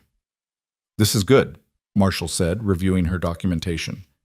This shows you acted in good faith, that you came here for legitimate reasons and stayed for legitimate reasons. Will it be enough? I don't know, but it's the truth, and that counts for something. The summons came on a cold December morning. Helena was working on a particularly intricate dress commission. The mayor's wife had asked for a formal gown for the Christmas celebration, when Marjorie knocked on her door with an official-looking envelope. This came for you, Marjorie said, her face concerned, delivered by the town clerk himself. Helena opened the envelope with trembling fingers. The letter inside was written in formal legal language, but the meaning was clear enough. Judge Alden Hart would be arriving in Northlake in 3 days' time to hear a complaint filed by Eamon Pike against Helena Crowell regarding alleged breach of contract, fraudulent misrepresentation, and operating an unlicensed commercial enterprise within town limits. Helena was required to appear before the judge at 2 o'clock in the afternoon on December 15th in the Northlake Town Hall. 3 days, Helena whispered. He's giving me 3 days to prepare a legal defense. That's not much time, Marjorie agreed. But you've got friends in this town, Helena. Don't forget that. Helena spent those 3 days in a blur of preparation and fear. Marshall hired a lawyer from Port Clement, a sharp woman named Sarah Brennan who specialized in frontier law, and spent 2 days going over Helena's case with her. Sarah was blunt in her assessment. Pike doesn't have much of a legal leg to stand on, she said, but judges in frontier territories have broad discretion. If Hart decides he wants to make an example of you, he can. And from what I know of Hart, he's not fond of women who operate outside traditional roles. So I'm going to lose because I'm a woman trying to earn a living? Helena asked. Maybe. Or maybe you'll win because you're a woman who's proven herself valuable to this community. Sarah met Helena's eyes. Either way, you need to be prepared to speak for yourself, to tell your story in your own words. Can you do that? Helena thought about the platform where Pike had rejected her, about the boarding house room where she'd decided to stay, about the pine cone Marshall had carved, still sitting on her bedside table, about every garment she'd mended, every customer she'd satisfied, every dollar she'd earned through skill and determination. Yes, Helena said. I can do that. The morning of December 15th dawned clear and brutally cold. Helena dressed in her best outfit, the green wool dress she'd worn to the town social, with her grandmother's cameo pinned at her throat. She braided her hair and pinned it in a crown around her head, adding every inch of height she possessed. If she was going to fight, she was going to do it standing at her full measure. Marshall arrived at the boarding house at 1:30, dressed in his best suit. Sarah Brennan was with him, carrying a leather case full of documents. "Ready?" Marshall asked. "No," Helena admitted, "but I'm going anyway." The walk to town hall felt eternal. People lined the streets. Word had spread that Judge Hart was coming, that there would be a public hearing, that something dramatic was about to happen. Helena kept her eyes forward, her spine straight, refusing to show the fear that coiled in her stomach. Town Hall was Northlake's attempt at grandeur, a 2-story brick building with tall windows and a clock tower that actually kept accurate time. The main meeting room had been set up like a courtroom with tables facing a raised platform where Judge Hart would sit. Rows of chairs for spectators filled the back half of the room. Every chair was occupied. Helena scanned the crowd and saw familiar faces. Mrs. Talbot and the other boarders from Flint's, Robert Chen and his wife, Thomas Garrett, Samuel Hendricks, the mayor and his wife, workers from the timber crews still in their work clothes who'd left their shifts early to attend. Marjorie Flint sat in the front row, her face set in determined support, and there, on the opposite side of the room, sat Eamon Pike with 2 other men Helena recognized as council members who'd always seemed friendly with him. Pike looked confident, almost smug, his expensive suit pressed to perfection. "All rise for Judge Alden Hart," the town clerk called. Everyone stood as the judge entered. Hart was a man in his 60s, tall and lean, with white hair and cold blue eyes. He wore black robes and carried himself with the absolute authority of someone who'd been making binding decisions for decades. He took a seat on the platform, surveyed the crowded room, and gestured for everyone to sit. "This is an unusual case," Hart began, his voice carrying easily through the room. "I generally hear criminal matters and property disputes, but Mr. Pike has brought concerns that merit examination, particularly regarding how this community handles business licensing and contract law. We will proceed as follows. Mr. Pike will present his complaint. Miss Crowell will respond. I will hear testimony from witnesses. Then I will make my ruling, which will be final and binding." He turned to Eamon Pike. "Mr. Pike, please state your complaint." Pike stood, smoothing his jacket. He'd prepared remarks. Helena could tell. He spoke smoothly, confidently, with the ease of someone accustomed to public speaking. "Your Honor, I brought Miss Crowell to Northlake under specific understanding and expectation. Through 8 months of correspondence, she presented herself as a suitable bride, modest, appropriate, conventional in appearance. Upon her arrival, I discovered she had grossly misrepresented herself. She is, as this court can plainly see, unusually tall, freakishly so. This was a material misrepresentation that rendered our understanding void. I mentioned my height in my letters," Helena said, unable to stop herself. "Miss Crowell, you will have your turn to speak," Judge Hart said sharply. "Continue, Mr. Pike." "After discovering this misrepresentation, I did the charitable thing. I paid for Miss Crowell's lodging and purchased a return ticket to Philadelphia. Any reasonable person would have accepted this generous settlement and departed. Instead, Miss Crowell chose to remain in Northlake and establish a business enterprise without obtaining proper licensing or approval from the town council.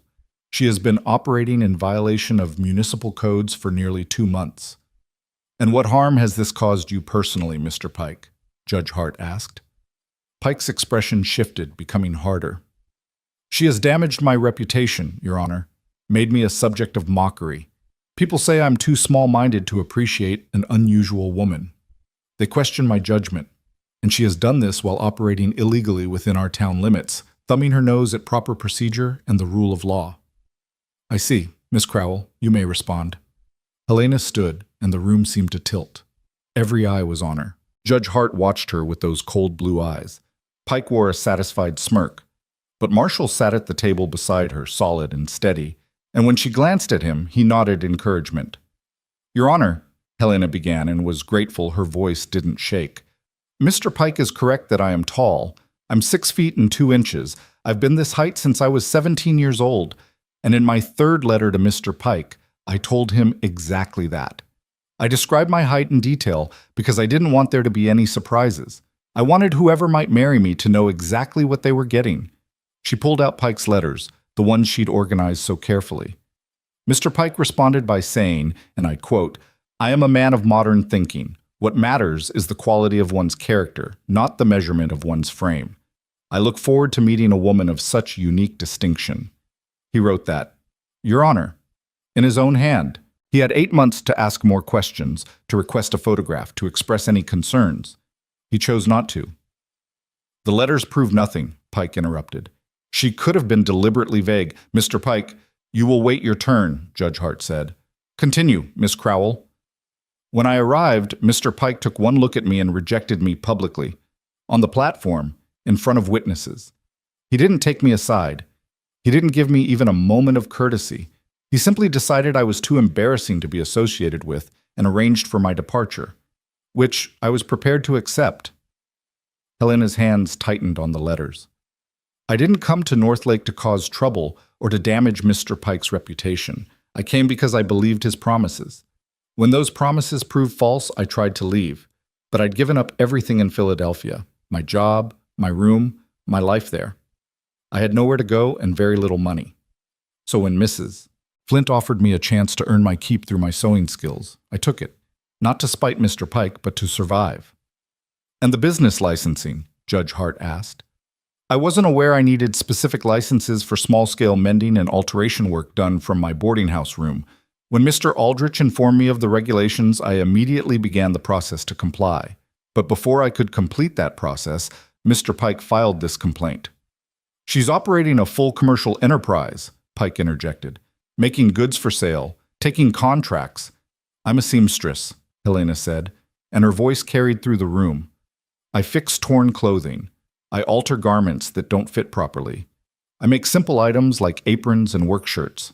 Every town has seamstresses, Your Honor, and most of them work from their homes because that's where the sewing equipment is.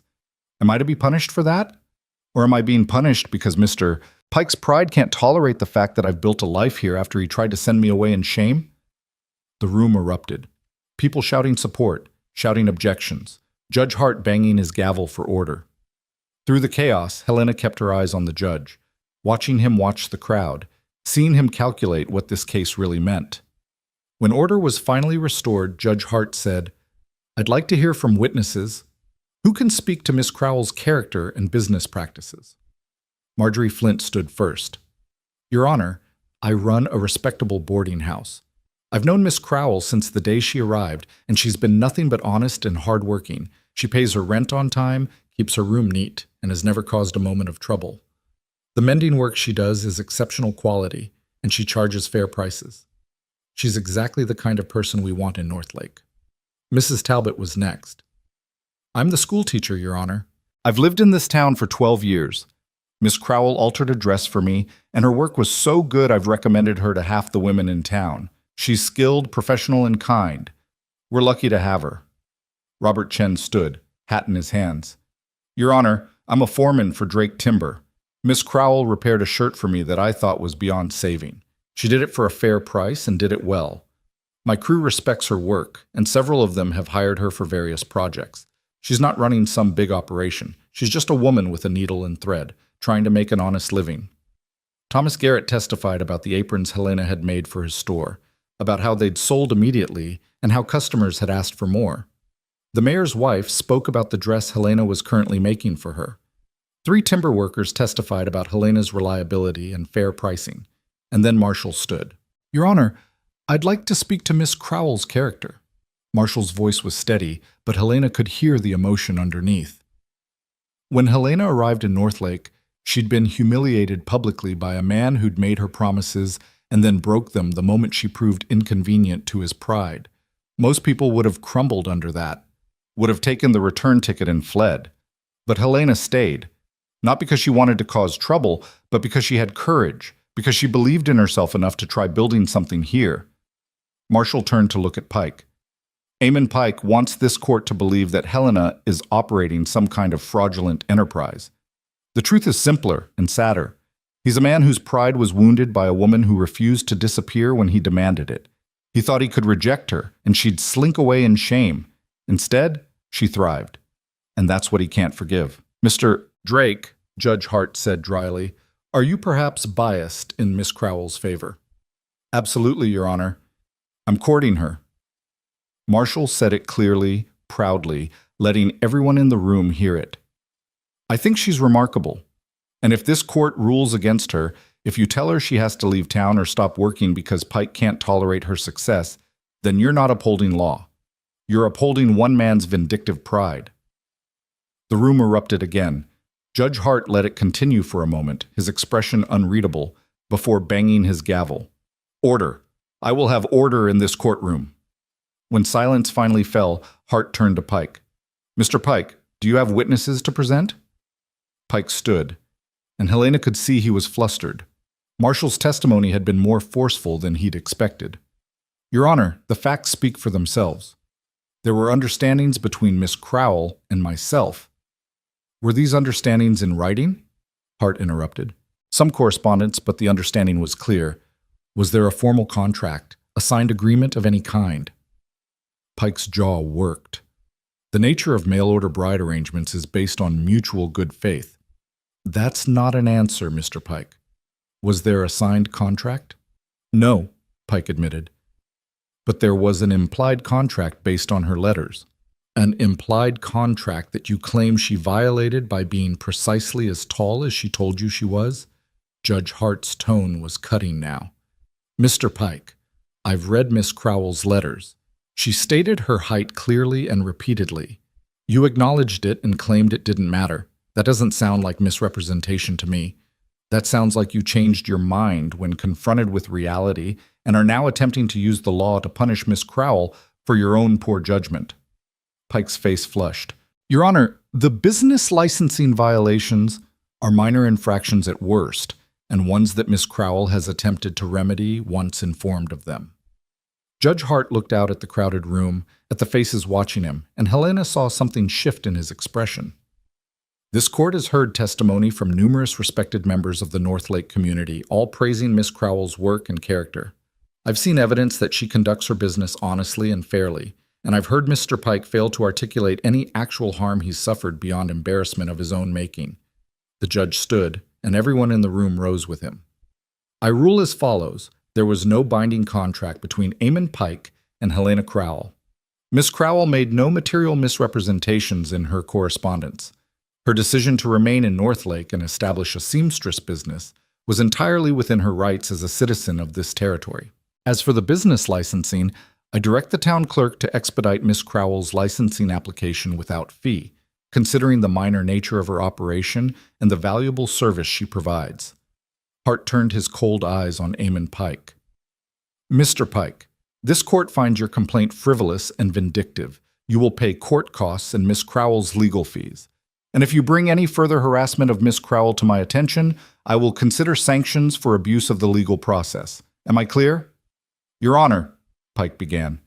Am I clear, Mr. Pike? Yes, Your Honor. Good. This matter is concluded. Miss Crowell, you're free to continue your business without interference. Court is adjourned. The gavel came down, and the room exploded into applause. Helena stood frozen, unable to quite process what had just happened. She'd won. Judge Hart had ruled in her favor. Pike had lost.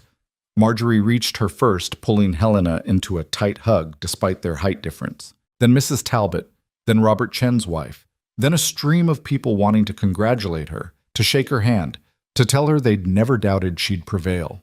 Through the crowd, Helena saw Eamon Pike leaving through a side door, his face dark with humiliation. The two council members who'd accompanied him followed, neither meeting anyone's eyes. They'd bet on Pike's influence and lost. In a town like North Lake, that kind of public defeat would damage Pike's standing for years. Helena should have felt triumphant. Instead, she just felt tired. Marshall found her as the crowd was dispersing. He didn't say anything, just offered his arm, and Helena took it gratefully. They walked out of town hall together into the December afternoon, the cold air a shock after the heated courtroom. You were brilliant in there, Marshall said as they walked toward the boarding house. The way you spoke, the way you stood up for yourself. Helena, I was so proud of you. I was terrified the entire time. Being brave doesn't mean not being scared, it means being scared and doing it anyway. Marshall stopped walking, turning to face her fully. Pike's finished in this town, you know. Hart's ruling made it clear that Pike abused the legal system for personal revenge. The council won't forget that. His business associates won't forget that. He tried to destroy you and destroyed himself instead. Helena thought about that, about Pike's humiliation matching her own from the train platform.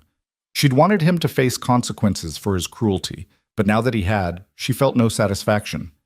Just a weary recognition that hurt people often hurt others, and the cycle rarely ends well for anyone. I just want to go back to my room and sleep for a week, Helena admitted. After tonight, Marshall's voice held a note of mystery. There's something I want to show you. Will you let me take you somewhere? It's not far, just up the ridge above town. Marshall, I'm exhausted. Please, it's important, and I promise it'll be worth the walk. Something in his voice made Helena agree. They stopped at the boarding house long enough for Helena to change into warmer clothes and sturdy boots. Then Marshall led her through town and onto a trail that climbed into the hills. The December sun was already sinking toward the horizon, painting the sky in shades of gold and rose. They climbed for 20 minutes, Marshall shortening his stride to match hers, neither of them speaking. The trail wound through second-growth forest, trees 30 years old replacing the giants that had been logged to build North Lake, until it crested a ridge that looked down over the town and the valley beyond.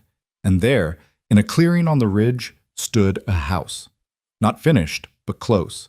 A timber-frame structure built from massive logs, the kind that could only have come from old-growth trees. Large windows that would fill the interior with light. A wide porch that wrapped around the front. And the door. The door was 7 feet tall. Helena stared at it, at the house, at Marshall's face as he watched her reaction. I started building this 3 years ago, Marshall said quietly. After my business stabilized, after I had enough money to do more than just survive. I designed it for someone my size. Someone who was tired of ducking through doorways and bumping their head on low ceilings and feeling like the world was built too small. He stepped closer to Helena. I was building it for myself. For the future I thought I'd have. Alone, but comfortable. And then you stepped off that train, and you stood there on that platform taller than any woman I'd ever seen, and I watched Pike reject you, and I thought... Marshall paused. I thought, there she is, the person this house was actually meant for. Helena couldn't speak, couldn't move. The house stood before her like a dream made solid, like an answer to prayers she'd never quite had words for. I'm not asking you to marry me, Marshall continued. Not yet. We've only known each other 2 months, and you deserve time to be sure of your own feelings. But I'm telling you that I'm building a future, and I'm hoping you'll want to be part of it. I'm telling you that I see you, Helena. All of you. Your height, and your strength, and your courage, and the way you refuse to shrink for anyone's comfort.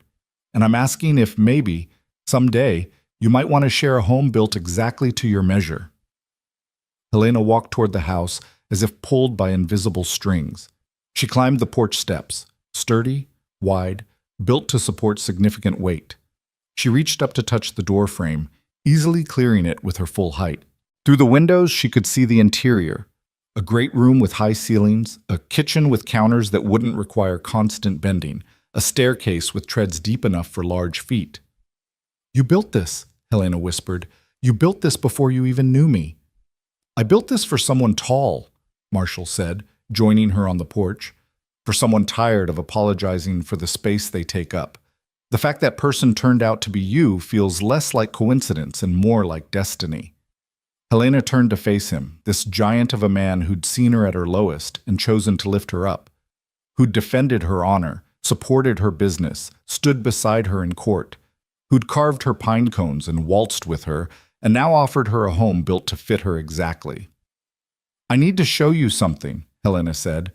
She reached into her pocket and pulled out the pine cone he'd given her at the town social. She'd been carrying it like a talisman, a reminder that someone saw her height as wonderful instead of wrong. I've kept this with me every day since you gave it to me. Every time I felt small or scared or like maybe Pike was right about me being too much, I touch this and remember what you said. The tall things are wonders. Marshall's expression softened. They are. You are. I'm not ready to marry you, Helena said, and saw understanding rather than disappointment in his eyes. Not because I don't care for you. I do, more than I expected to after such a short time. But because I need to know I can stand on my own first. I need to know that I chose you from a place of strength, not desperation. I understand, and I can wait. But I would like— Helena paused, searching for words. I would like to keep spending time with you, to see where this goes, to imagine what it might be like to live in a house with doorways. I don't have to duck through, and a man who thinks my height is something to celebrate. Marshall smiled, and it transformed his stern face into something bright and hopeful. I'd like that too. They stood on the porch of the unfinished house as the sun set over North Lake, two tall people looking down at the town that had tried to reject one of them and ended up embracing them both. Below them, lights were beginning to glow in windows. Smoke rose from chimneys. The sawmill had gone quiet for the evening, but come morning it would roar to life again, processing the forest into the lumber that built this frontier world. Helena thought about the woman who'd stepped off the train 2 months ago, full of hope and fear and desperate dreams. That woman had believed she needed someone else to make her life complete, to give her a place in the world. That woman had thought shrinking was the price of acceptance. But the woman standing on this porch, the woman who'd built a business from nothing, who'd faced down her accuser in a courtroom, who'd learned that height was something to celebrate, she understood that she'd been complete all along.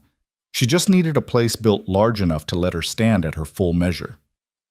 Will you come to dinner tomorrow night? Marshall asked as they prepared to descend from the ridge. Nothing fancy, just a meal at the boarding house, but I'd like to spend more time with you that isn't about court cases or business. I'd love that, Helena said. They walked back down the trail as darkness gathered, and when they reached the boarding house, Marshall didn't kiss her. Instead, he took her hand and bowed over it with old-fashioned courtesy, his eyes meeting hers with a warmth that promised everything a kiss might have said. Good night, Helena. Sleep well. You earned it. In her room, Helena stood at the window and looked up toward the ridge where Marshall's house stood in the darkness. Her house, maybe. Someday, when she was ready, when she'd proven to herself that she could build her own life on her own terms, she picked up her sewing, the mayor's wife's dress still needed finishing, and worked by lamplight, her needle flashing in the steady rhythm of someone who knew exactly what they were building, stitch by careful stitch. Winter settled over North Lake with a vengeance. Snow came in December, heavy and persistent, transforming the muddy logging town into something almost beautiful. The massive stumps that dotted the landscape became white monuments. The mill's roar was muffled by the blanket of snow. And Helena's business, rather than slowing with the weather, exploded. Cold weather meant torn coats, worn mittens, boots that needed mending. It meant timber workers needed warmer clothing, families needed quilts repaired, and everyone needed someone with skilled hands to keep the cold at bay. Helena worked from dawn until her lamp oil ran low, her fingers moving in the familiar dance of needle and thread. She'd earned enough by Christmas to order the Singer sewing machine from Seattle. Thomas Garrett had assured her it would arrive by spring when the mountain passes cleared. The thought of it filled Helena with a fierce pride. Soon she'd have real equipment, the kind professional seamstresses used. She'd be able to work faster, take on larger projects, maybe even hire an assistant. Marshall came to dinner twice a week, always at the boarding house where everything remained proper and respectable. They talked about everything: his childhood growing up with an unreliable father, her years in Philadelphia trying to make herself invisible, his plans for expanding Drake timber into the untouched forest to the north, her dreams of eventually opening a proper shop on Main Street. Sometimes they simply sat in comfortable silence while Helena sewed and Marshall whittled, creating an ever-growing collection of carved pine cones that now lined her windowsill. They went on walks when the weather permitted, always chaperoned by the visibility of the small town. They attended church on Sundays, sitting together in the back pew where their height wouldn't block anyone's view. And slowly, carefully, they built something solid. But Marshall never mentioned the house on the ridge again, and Helena was both grateful and frustrated by his patience. She thought about that house constantly, the tall doorways, the high ceilings, the kitchen counters built for someone her height. She thought about what it would mean to accept it, to accept him, to finally stop waiting for the other shoe to drop. Because part of Helena still waited for Marshall to change his mind, still expected him to wake up one morning and realize she was too much trouble, too visible, too tall. Eamon Pike's rejection had left scars deeper than Helena wanted to admit, and sometimes in the dark of night she wondered if Marshall's patience was simply a different form of polite withdrawal. The town, at least, had fully accepted her. Eamon Pike had left Northlake in January, relocating his business to Port Clement, where his humiliation hadn't been quite so public. His departure had been quiet, almost sneaking, and Helena had felt something release in her chest when she heard he was gone. The threat of his vindictiveness, the constant awareness that he might try to hurt her again, it had been exhausting. Without it, she could finally breathe. January melted into February, and with it came the first hints that winter wouldn't last forever. The days grew incrementally longer. Snow began to melt during the afternoons, refreezing at night into treacherous ice, and Marshall became increasingly distracted, checking his pocket watch during dinners, cutting their conversations short to attend to business matters he wouldn't explain. "Is everything all right?" Helena asked one evening after he'd excused himself for the third time in a week. "With your business, I mean. You seem preoccupied." "Everything's fine," Marshall assured her. "Just some projects that need attention. Nothing for you to worry about." But Helena did worry.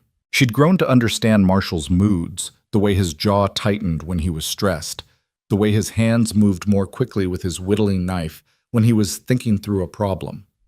Something was occupying his mind, and his refusal to share it stung in ways Helena hadn't expected. "Marshall," she said carefully, "if something's wrong, you can tell me. I thought we were building trust here." Marshall set down the piece of wood he'd been carving, another pine cone, this one more elaborate than usual, and met her eyes. "Nothing's wrong, I promise. I'm just working on something I want to surprise you with, and I'm finding it harder than expected to keep it secret." "A surprise?" "A good one, I hope." His smile was warm but tired. "Just be patient with me a little longer. Another few weeks and I'll be able to explain everything." Helena tried to be patient. She focused on her work, on the steady accumulation of savings, on the approaching spring, and all it promised. But Marshall's distraction gnawed at her, especially when he began canceling their dinners with apologetic notes delivered by Robert Chen or one of his other workers. "Drake's pushing hard on something," Chen told her one afternoon when he brought yet another apology. "Working the crew's overtime, driving himself hardest of all. I've never seen him this focused. Must be important." "Did he tell you what it is?" Chen shook his head. "Just that he needs the Ridge project finished before the spring thaw. We're all working extra shifts, and the pay's good, so nobody's complaining. But whatever he's building up there, he wants it done fast." The Ridge project, the house. Marshall was finishing the house. Helena's heart stuttered at the realization. He was rushing to complete it, pushing his crews to work through the last weeks of winter, driving himself to exhaustion. But why the urgency? And why the secrecy? They'd agreed to take things slowly, to let their relationship develop naturally. So why was Marshall suddenly acting like he was running out of time? She tried to ask him about it when he finally made it to dinner the following week, but he deflected with tired charm and changed the subject to her plans for the sewing machine. Helena let him redirect the conversation, but her worry deepened. Something was happening, something Marshall wasn't telling her, and the not knowing was worse than almost any truth could be. It was Marjorie who finally explained it to her. Helena was working late on a particularly complex alteration when Marjorie knocked and entered without waiting for permission. The boarding house owner carried 2 cups of tea and a determined expression. "You need to stop working and talk to me," Marjorie said, setting 1 cup on Helena's work table and settling into the room's only chair. "Because you've been moping around here for a week, and I'm tired of watching it." "I'm not moping, I'm busy." "You're worrying yourself sick over Drake, and you're too stubborn to just ask him what's going on." Marjorie sipped her tea. "So I'm going to tell you, because someone needs to, and it might as well be me." Helena set down her sewing. "Tell me what?" "Marshall Drake is finishing that house before the spring thaw because his mother's ring is burning a hole in his pocket, and he's terrified you're going to say no." Marjorie said it bluntly, without preamble. "He's been carrying that ring since January, working himself half to death to finish the house so he can propose properly. Wants to be able to offer you something real, something complete. Wants you to see the whole future he's imagining before you make your decision." Helena felt the world tilt. His mother's ring? She died when he was 12. Left him that ring and not much else. Drake's been saving it for years, waiting for the right woman. Marjorie leaned forward. Helena, that man is in love with you. Has been since you stood on that platform and refused to shrink for Pike's comfort. And he's scared out of his mind that you're going to reject him because you still don't believe you deserve something good. I'm not going to reject him, Helena protested. I care about him deeply. I've just needed time to what? Prove you don't need him? Marjorie's voice softened. Honey, I understand. After what Pike did, after a lifetime of people making you feel like you're too much, you needed to know you could stand alone. And you've proven that. You've built a successful business. You've made a place for yourself in this town. You've faced down a judge and won. You've done everything you set out to do. So what are you still waiting for? Helena stared into her teacup, watching the steam rise and dissipate. What was she waiting for? What final test did she need to pass before she allowed herself to accept happiness? I'm afraid, Helena admitted quietly. I'm afraid that if I let myself need him, if I accept that house and that ring and that future, I'll lose myself somehow. I'll become just someone's wife instead of Helena Crowell, seamstress. Helena Crowell, who built something from nothing. Who says you have to be just one thing? Marjorie stood, crossing to the window where the carved pine cones lined the sill. She picked one up, turning it in the lamplight. Drake carves these for you because he sees you as something beautiful and natural and strong, not something to be changed or diminished, just something to be appreciated as it is. You think marrying him means losing yourself? I think it means having someone who sees all of you and wants to build a life big enough to hold everything you are.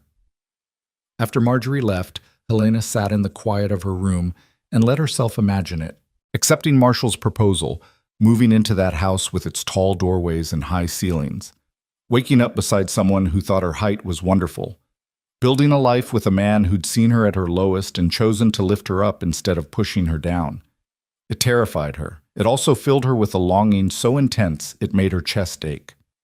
The next morning, Helena did something she hadn't done since arriving in Northlake. She closed her business for the day.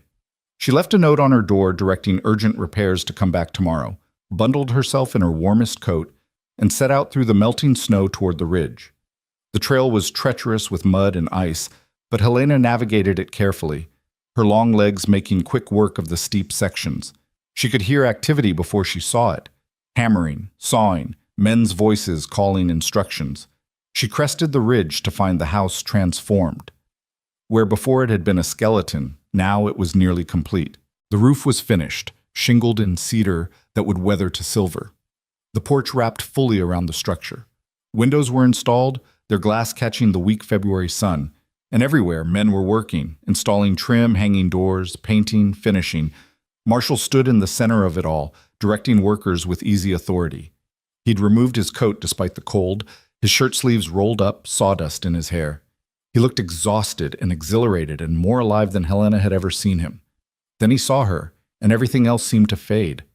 Marshall said something to the nearest worker and crossed the muddy yard in long strides. His face was unreadable.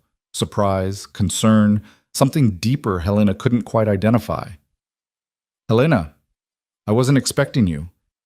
Is everything all right? Marjorie told me what you're doing, Helena said without preamble. About the ring. About why you're rushing to finish this. Marshall's jaw tightened. She had no right. She had every right. Because I've been so busy protecting myself from disappointment that I missed what was right in front of me. Helena gestured at the house, at the crews working to complete it. You did all this for me, built a future for me, and I've been so scared of losing myself that I couldn't see you've been trying to give me more of myself all along. I wasn't going to pressure you, Marshall said quietly.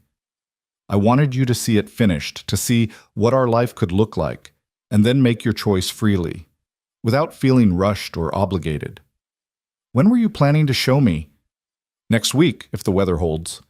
There's still finishing work to do, but the structure is sound. The doorways are tall, the ceilings are high, the kitchen is built for someone your height. Every room designed for people like us who've spent our whole lives in spaces too small. Marshall's voice dropped. I wanted to give you a place where you never have to shrink again. Helena looked at the house, really looked at it. At the care evident in every detail, the thought behind every design choice. This wasn't just a house, it was a declaration. Marshall Drake had built her a home before she'd agreed to be his wife, had created something beautiful and spacious and exactly right, and had trusted that eventually she'd be ready to accept it. "Can I see inside?" Helena asked. Marshall's face brightened. He led her up the porch steps and through that impossibly tall door. The interior took Helena's breath away. The great room soared above them, its ceiling a full 12 feet high. Massive timber beams crossed overhead, structural and beautiful. Windows on 3 sides filled the space with light. A stone fireplace dominated one wall, large enough to heat the entire main floor. The kitchen occupied the back corner, and Helena's eyes filled with tears when she saw it. Counters built 36 inches high instead of the standard 32, tall enough that she wouldn't have to bend constantly while working. A stove positioned for someone with her reach. Cabinets hung at heights that made sense for tall arms. "There's 3 bedrooms upstairs," Marshall said, hovering anxiously as Helena explored. "I thought, well, I hoped we might want a family someday, but I didn't want to assume. The largest bedroom has space for a sewing area if you'd rather use it for that. And there's a room on the main floor that could be a proper shop if you wanted to expand your business. Or it could be an office, or... Helena, are you crying?" She was. Tears streamed down her face as she stood in this kitchen, built exactly to her measure, in this house designed for someone her size, and felt something finally settle into place inside her chest. "You built me a home," Helena whispered. "Not just a house. A home where I fit." Marshall crossed to her, his own eyes suspiciously bright. "I wanted you to have a place where you never feel too tall, where every doorway welcomes you instead of challenging you, where you can stand at your full height and know you're exactly where you belong."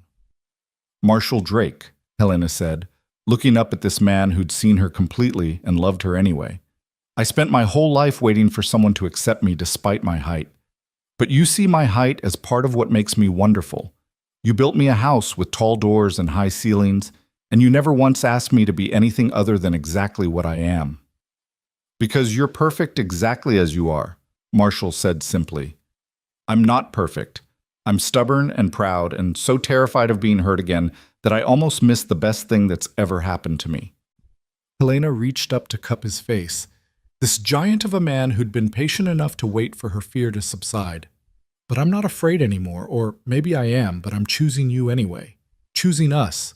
Choosing this future you've built." "Helena," Marshall's voice was rough. "Ask me," Helena said. "Ask me what you've been carrying that ring around to ask me." Marshall reached into his pocket with trembling hands and pulled out a small velvet box. Inside was a simple gold band with a small diamond, modest, old-fashioned, clearly precious beyond its monetary value. "My mother gave me this before she died," Marshall said. "Made me promise I'd only give it to a woman who was strong enough to stand beside me, not behind me. Someone who knew her own mind and her own worth. Someone who'd be my partner, not my dependent." He took Helena's hand, the ring poised, but not yet offered. "Helena Crowell, will you marry me? Will you make a life with me in this house we'll fill with tall children and laughter? Will you let me spend the rest of my days making sure you always have a place built exactly to your measure?" "Yes," Helena said, and felt the word release something that had been clenched tight inside her since the moment she'd stepped off that train. "Yes, I'll marry you. Yes to the house and the partnership and the future. Yes to all of it." Marshall slid the ring onto her finger, and of course it fit perfectly, because this man who'd built her a house with tall doorways had also taken the time to learn her exact measurements for everything that mattered. Then he kissed her, and Helena felt herself lifted, actually lifted off her feet, by someone strong enough to support her weight, tall enough that the gesture wasn't awkward or strange, but perfectly natural. When he set her down, they were both laughing and crying at once. Through the windows, Helena could see the work crews had stopped to watch, and now they were cheering and applauding. Marshall waved at them, and several men whistled and catcalled with good-natured ribbing. "They knew," Helena said. "They all knew what you were building this for." "Every man on my crew knows I'm in love with you," Marshall confirmed.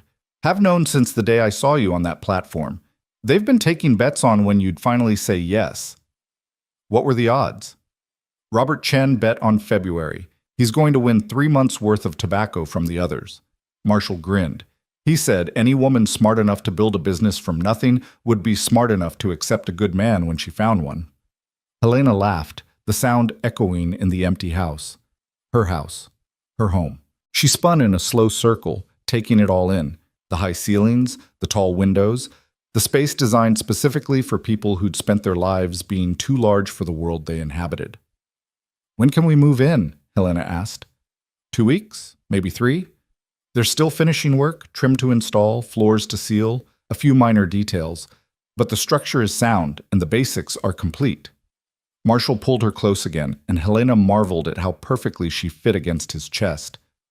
We should probably wait until after the wedding to actually live here together, given that the whole town will be watching. Then we should get married soon, Helena said. I've waited long enough. They spent the rest of the afternoon in the house, Marshall showing Helena every detail he'd included specifically for her. The bedroom closet with high rods for her dresses, the mudroom with hooks positioned for someone her height, the sitting room window seat built extra long so she could stretch out fully.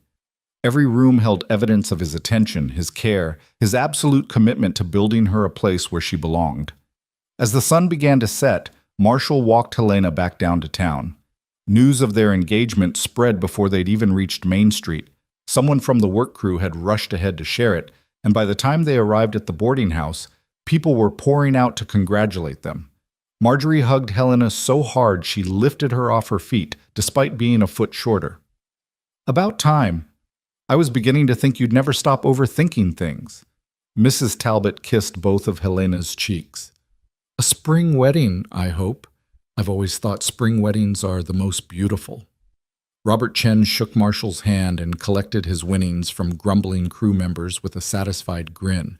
Thomas Garrett promised to give Helena a substantial discount on any wedding dress fabric she needed. The mayor's wife offered to host the reception at her home. Through it all, Helena kept touching the ring on her finger, making sure it was real. Making sure this wasn't a dream she'd wake from to find herself back in Philadelphia, alone and invisible. But it was real. The ring was real. The house was real. Marshall's hand steady at her back was real. And for the first time since stepping off that train 4 months ago, Helena felt like she'd finally arrived at the destination she'd been seeking all along. That night, alone in her boarding house room, Helena sat at her work table but didn't sew. Instead, she pulled out the letters Eamon Pike had written her, the promises that had brought her here, the lies that had nearly broken her. She read through them one final time, seeing them now with different eyes. These letters had been from a man who wanted someone to fit into his life, someone who wouldn't challenge or change or demand anything of him, someone small enough to make him feel big. Marshall's house was the opposite of Pike's letters. It was built to accommodate, to celebrate, to expand. It made room for Helena's height, her business, her dreams. It made room for the person she was, instead of demanding she shrink into someone easier to manage. Helena built a small fire in the pot-bellied stove and fed Pike's letters to it one by one, watching them curl and blacken and turn to ash. She didn't need them anymore. Didn't need the reminder of how low she'd fallen or how much she'd been willing to accept just to avoid being alone. She had something better now, something real and solid and built exactly to her measure. The next morning, Helena reopened her shop to find a line of customers waiting. Word of her engagement had spread, and apparently everyone in Northlake wanted to be part of the preparations. Women needed dresses altered for the wedding. Men wanted new shirts for the celebration. Children needed Sunday clothes mended. Thomas Garrett sent over an order for 20 aprons.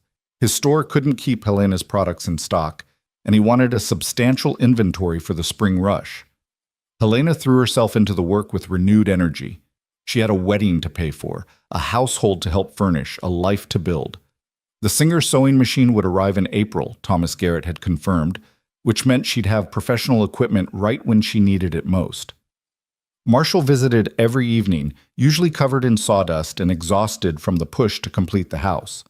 They'd set a date, the first Saturday in April, as soon as the house was finished and the spring weather stabilized enough to guarantee guests could attend. It gave them 6 weeks to prepare, which Helena filled with sewing and planning and occasionally just sitting with Marshall in comfortable silence while they each worked on their respective projects. I've been thinking, Marshall said one evening while Helena hemmed a dress and he carved yet another pine cone, about your business after we're married. Helena's hands stilled. What about it? I don't want you to give it up. I know some men expect their wives to stop working once they marry, but that's not what I want for us. Marshall set down his knife, meeting her eyes seriously. Your seamstress work makes you happy. It's something you built yourself, something you're proud of. I want you to keep building it, expanding it if you want. That room on the main floor, I built it with high windows for good light, specifically thinking it could be your professional workspace. Relief flooded through Helena. She hadn't realized she'd been holding that fear, that marriage would mean giving up the independence she'd fought so hard to establish. You really mean that? I really mean it. I'm not marrying you to make you smaller, Helena. I'm marrying you because I love everything about you, including your ambition and your skill and your determination to build something that's yours. Marshall smiled. Besides, I've got expansion plans of my own. Drake Timber is about to take on some major contracts in the northern forests. I'm going to need a wife who understands what it means to build an enterprise from nothing, who won't resent the long hours and hard work. We'll be partners in every sense of the word. They talked late into the night about their plans. Marshall's vision for expanding his timber operation, Helena's dreams of eventually opening a proper shop on Main Street with employees and a full inventory of fabrics. They talked about the possibility of children, about what it would mean to raise tall sons and daughters in a world that often demanded smallness. They talked about building something together that was bigger than either of them could achieve alone. When Marshall finally left, Helena stood at her window and looked up toward the ridge where her future home stood waiting.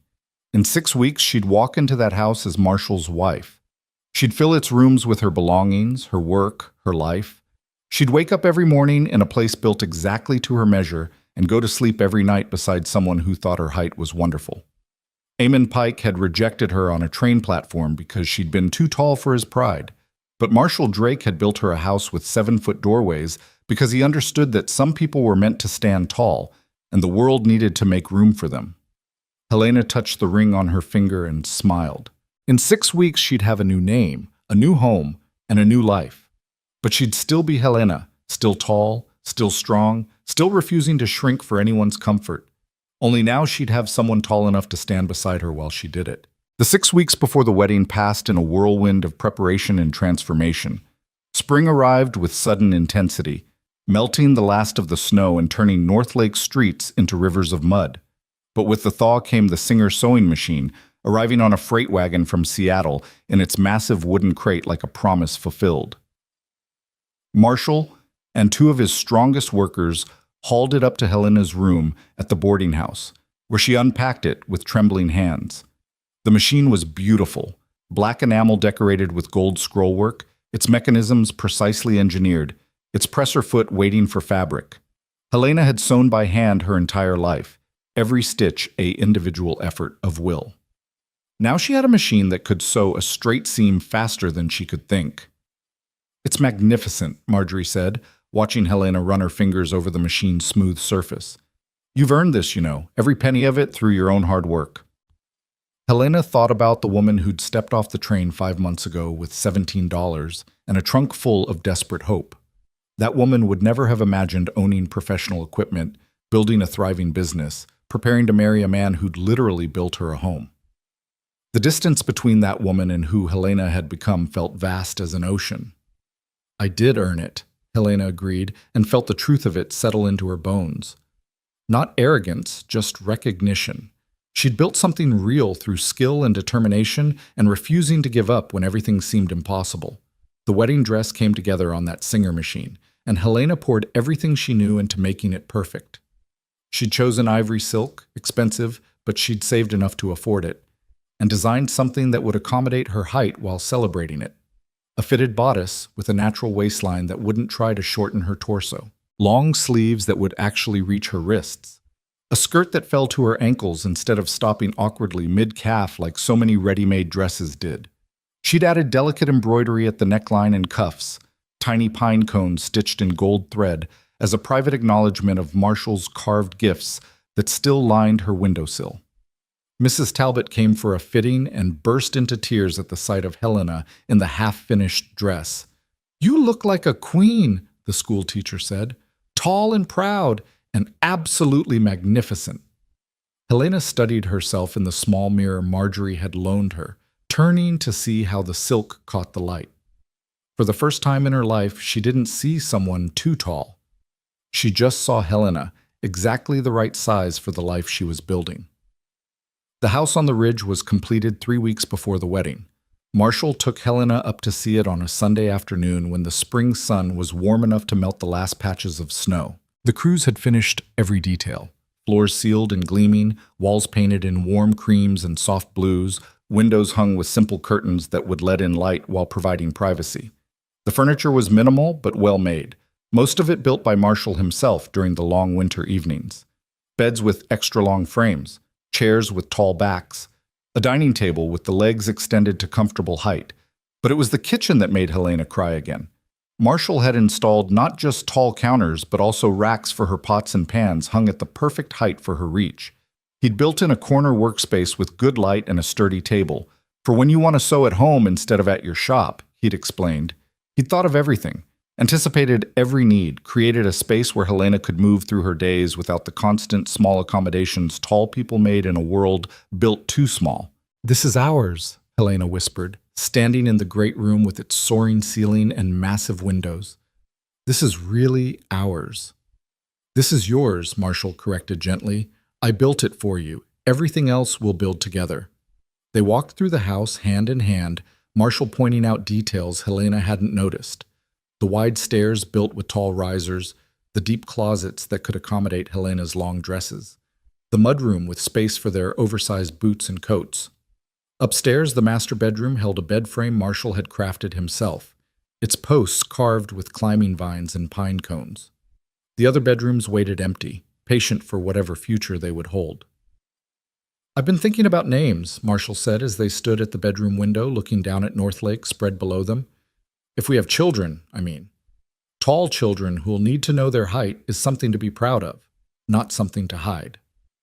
Helena leaned against his shoulder. "What names were you thinking?" "For a girl, maybe Grace. So she'll grow up knowing that tall women move through the world with grace, not clumsiness." Marshall's arm tightened around her waist. "For a boy, maybe Samuel. It means God has heard, because I prayed for years for someone to share this life with, and then you stepped off that train." "Grace and Samuel Drake," Helena tested the names. "They sound like children who'll stand tall."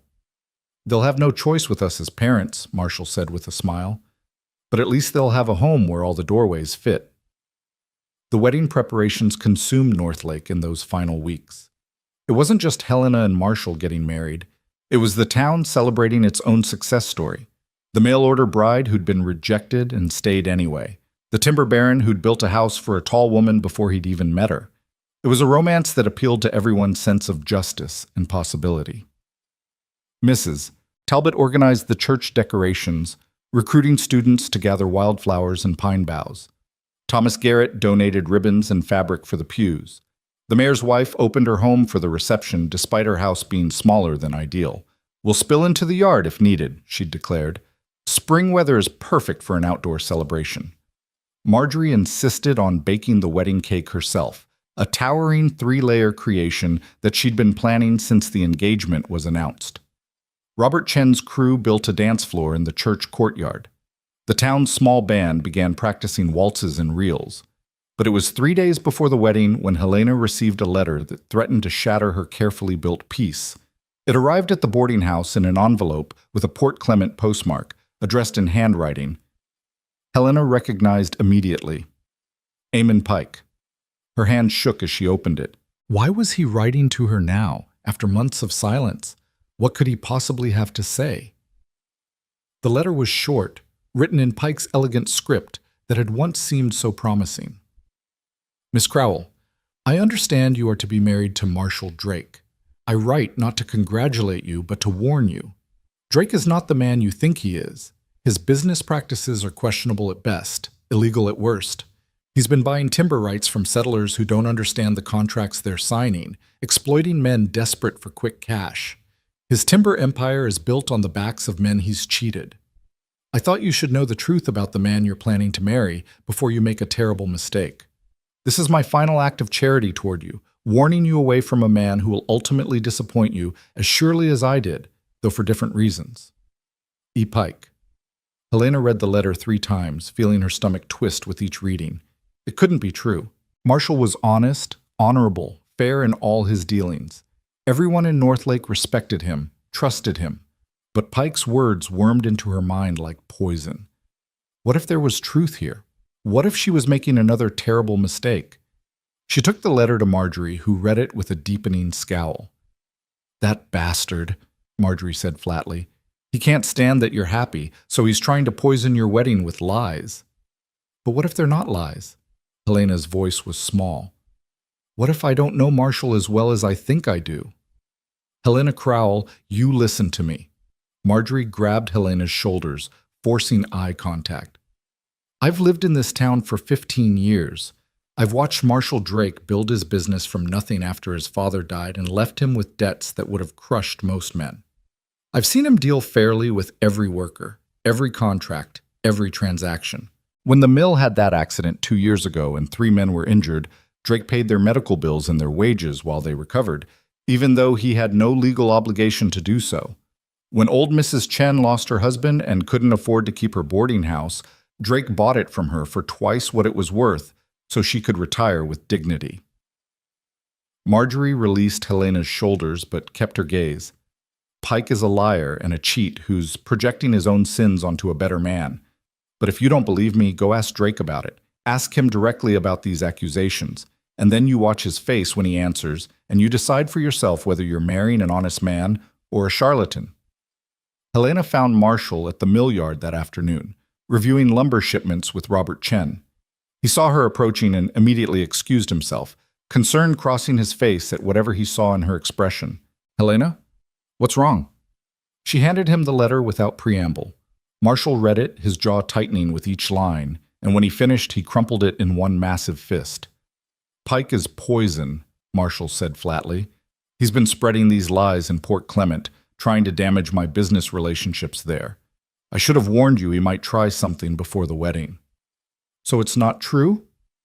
Helena needed to hear him say it. "You're not cheating settlers out of their timber rights?" "No." Marshall's voice was firm. "Every contract I sign, I have a lawyer review it first. I pay fair market rates, usually above market rates because I'd rather have willing partners than resentful ones. And I've never bought timber rights from anyone who didn't fully understand what they were selling." He paused. "Would you like to see the contracts? I keep copies of everything at my office. You can review every transaction if it would ease your mind." "I don't need to see them," Helena said quietly. "I just needed to hear you say it, to look at your face while you said it." "And what does my face tell you?" Helena studied him, this man who'd defended her honor, built her a home, carved her pine cones, and waited patiently for her to be ready to accept his love. She thought about Marjorie's stories of his generosity, about the way his workers spoke of him with respect rather than fear, about the town's unanimous support of their marriage. "Your face tells me Pike is desperate and vindictive and trying to hurt me one last time before I'm beyond his reach," Helena said. "Your face tells me I'm marrying an honest man." Marshall pulled her into his arms, the crumpled letter still in his fist. "Pike can't stand that you chose someone better than him, that you built a life he tried to prevent you from having. This letter is his final attempt to take that away from you." "He failed," Helena said into Marshall's chest. "I'm not the woman I was when I stepped off that train. I don't break as easily anymore." That night, Helena burned Pike's letter in the pot-bellied stove, watching it blacken and curl, just as she'd burned his earlier letters months ago. This was truly the last of him, the final thread connecting her to that moment of rejection on the platform. After Saturday, she'd be Helena Drake, and Eamon Pike would be nothing but an unpleasant memory that had inadvertently led her somewhere better. The morning of the wedding dawned clear and warm, spring fully established and eager to celebrate. Helena woke before sunrise, too nervous to sleep, and found Marjorie already in the kitchen making coffee. "Couldn't sleep either," Marjorie admitted. "Wanted to make sure everything was perfect for you." Mrs. Talbot arrived at 7 to help Helena dress, bringing the mayor's wife and Robert Chen's wife with her. They turned Helena's small room into a flurry of activity, pressing the silk dress one final time, arranging Helena's hair into an elegant style that added inches to her already impressive height, pinning the small veil that Helena had made from leftover silk. When Helena finally stood before the mirror in her completed wedding dress, the other women fell silent. "You look like you could command armies," Mrs. Talbot said softly, "tall and proud and absolutely unshakable." Helena studied her reflection. The dress fit perfectly, emphasizing her height rather than trying to minimize it. Her hair crowned her head regally. Her face showed confidence she'd earned through 5 months of building a life on her own terms. She looked like a woman who knew her own worth, who'd faced down rejection and vindictiveness and fear and emerged stronger. She looked like someone ready to stand beside Marshall Drake and build something magnificent. The church was packed when Helena arrived. Every seat filled, people standing in the back, the doors propped open so those outside could hear. Northlake had turned out in full force to witness this wedding, and as Helena stood in the church's small antechamber, listening to the music start, she felt the weight of their collective goodwill. "Ready?" Marjorie asked. She'd volunteered to walk Helena down the aisle since Helena had no family present. "Or do you need another moment?" "I'm ready," Helena said. "I've been ready for this since Marshall showed me that house with its 7-foot doorways." The music swelled, a traditional wedding march played by the town's small band with more enthusiasm than skill. The congregation stood, and Helena stepped through the doorway into the church, Marjorie at her side, her head high and her spine straight. Marshall stood at the altar in his best suit, and Helena's breath caught at the sight of him. He looked terrified and joyful in equal measure, his hands clasped tight as he watched her approach. Beside him, Robert Chen served as best man, grinning broadly. Helena walked down the aisle past row after row of faces she'd come to know. Thomas Garrett and his wife, Samuel Hendricks and the other timber workers, the mayor and his wife, the town clerk who'd warned her about Pike's machinations, Mrs. Chen and her children, faces that had watched her arrive as a rejected mail-order bride and now witnessed her marriage to the most successful businessman in Northlake. She reached the altar, and Marjorie stepped back with tears in her eyes. Marshall took Helena's hands, his grip strong and steady, and they turned together to face the minister. Pastor Walsh was an elderly man who'd married half of Northlake over his 30-year tenure. He smiled at Helena and Marshall, these two tall people who finally had each other, and began the ceremony.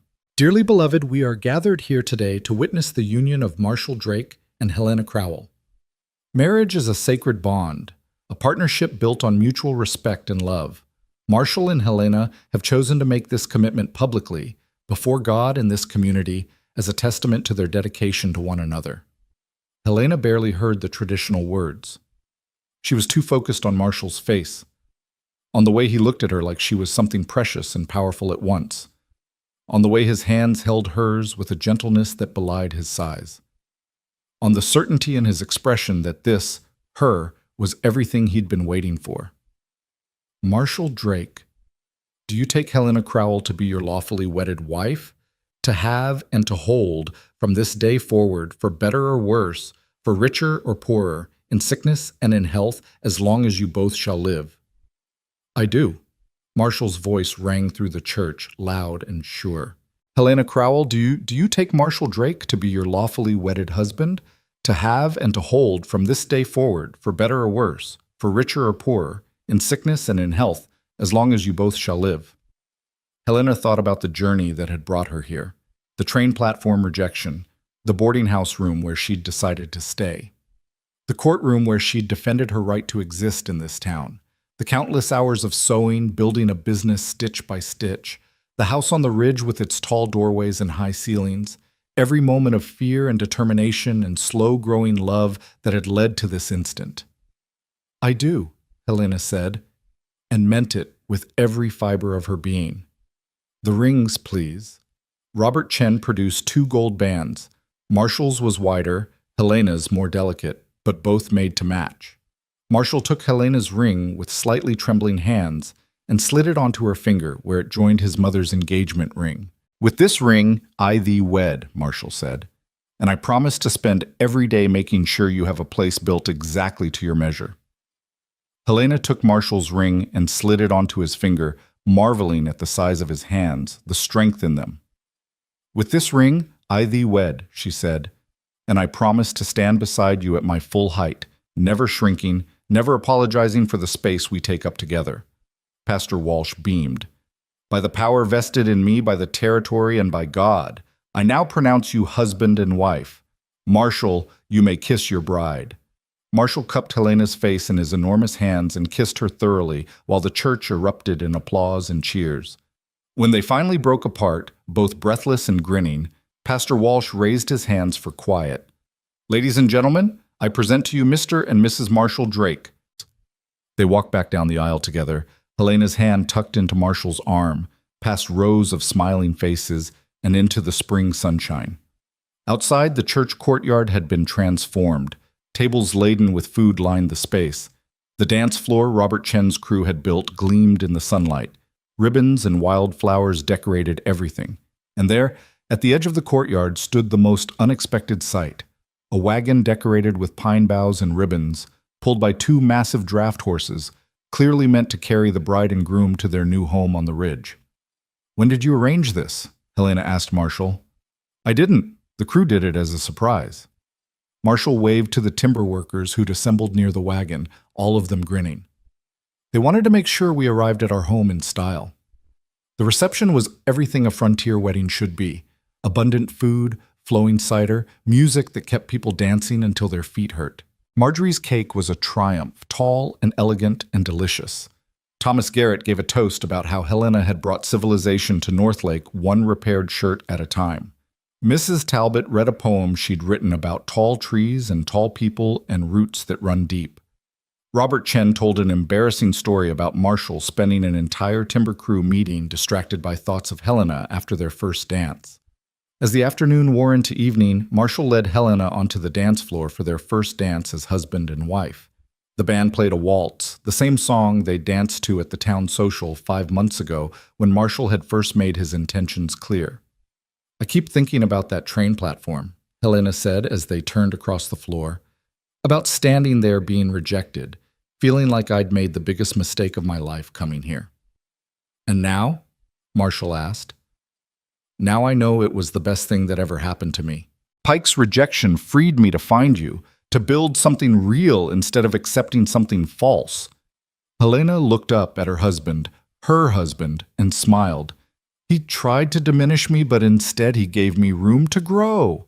They danced 3 more dances, then Marshall announced it was time to leave for their home. The crowd cheered as they climbed into the decorated wagon. Marshall took the reins and the horses pulled them through Northlake streets toward the ridge trail.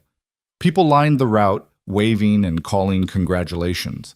Children ran alongside the wagon until their mothers called them back.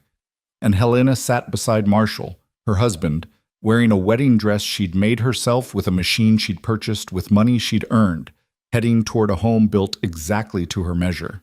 The wagon couldn't navigate the full trail to the ridge, so they left it at the trailhead and walked the last section hand in hand as the sun began to set. The house stood waiting for them, its windows golden with lamplight. Someone from the crew had gone ahead to light lamps and start a fire in the great hearth, ensuring the house would be warm and welcoming when they arrived. Marshall swept Helena into his arms at the threshold, carrying her over it despite her height making the gesture somewhat awkward, and set her down gently in their home. Their home. Helena stood in the great room and felt 5 months of struggle and triumph settle into something like peace. She'd traveled 3,000 miles to this frontier town believing she needed someone to save her, to give her a place in the world. Instead, she'd discovered she could save herself, build her own place, and then choose to share it with someone who saw her completely and loved her anyway. "Welcome home, Mrs. Drake," Marshall said, pulling her close. "Welcome home yourself, Mr. Drake," Helena replied, and kissed her husband in the house built tall enough to fit them both. That night they sat on the porch and looked down at Northlake spread below them, a frontier town built on timber and determination, full of people who'd accepted a rejected mail-order bride and watched her become one of their own. Lamplight glowed in windows, smoke rose from chimneys. Somewhere down there, the boarding house where Helena had spent 5 months building her business still stood. The church where they'd married this morning, The mill where Marshall's empire operated. The general store where Helena's aprons sold out as fast as Thomas Garrett could stock them. I've been thinking about expanding the business, Helena said, nestled against Marshall's shoulder. Really expanding. Maybe opening that shop on Main Street we talked about. Hiring assistants, offering more than just mending, maybe making ready-made dresses for tall women who have the same problems I always had, finding clothes that fit. There's a building for sale next to Garrett's store, Marshall said. Good location, solid structure. I could help you negotiate the purchase. I want to do it myself, Helena said, but I'd appreciate your advice. Partners, Marshall agreed, in everything. They sat in comfortable silence, watching the stars emerge in the darkening sky. Helena thought about the carved pine cones that lined her windowsill, about the Singer sewing machine that would be moved to this house tomorrow, about the tall doorways and high ceilings and kitchen counters built exactly right. She thought about Grace and Samuel, the tall children who might someday fill these empty bedrooms. She thought about growing old in this house with this man, building a life neither of them had to shrink to fit into. Marshall, Helena said softly, thank you for seeing me, for really seeing me, when everyone else just saw someone too tall. Helena, Marshall replied, you were never too tall. The world was just too small. All I did was build something big enough to fit you properly. Helena stood, pulling Marshall up with her, and they walked inside their home together, through doorways built tall enough to welcome them, into rooms with ceilings high enough to never make them feel confined, into a future they'd build together, standing at their full height, taking up exactly as much space as they deserved. The rejected mail-order bride had found her place, not by making herself smaller, but by refusing to shrink until she found someone who understood that tall things, tall trees, tall people, tall dreams, weren't flaws to be hidden. They were wonders to be celebrated. And in a house on a ridge above a frontier logging town, Helena Crowell Drake finally stopped apologizing for the space she took up. She was home. She was home. She was home. She was home. She was home. She was home. She was home. She was home. She was home. She was home.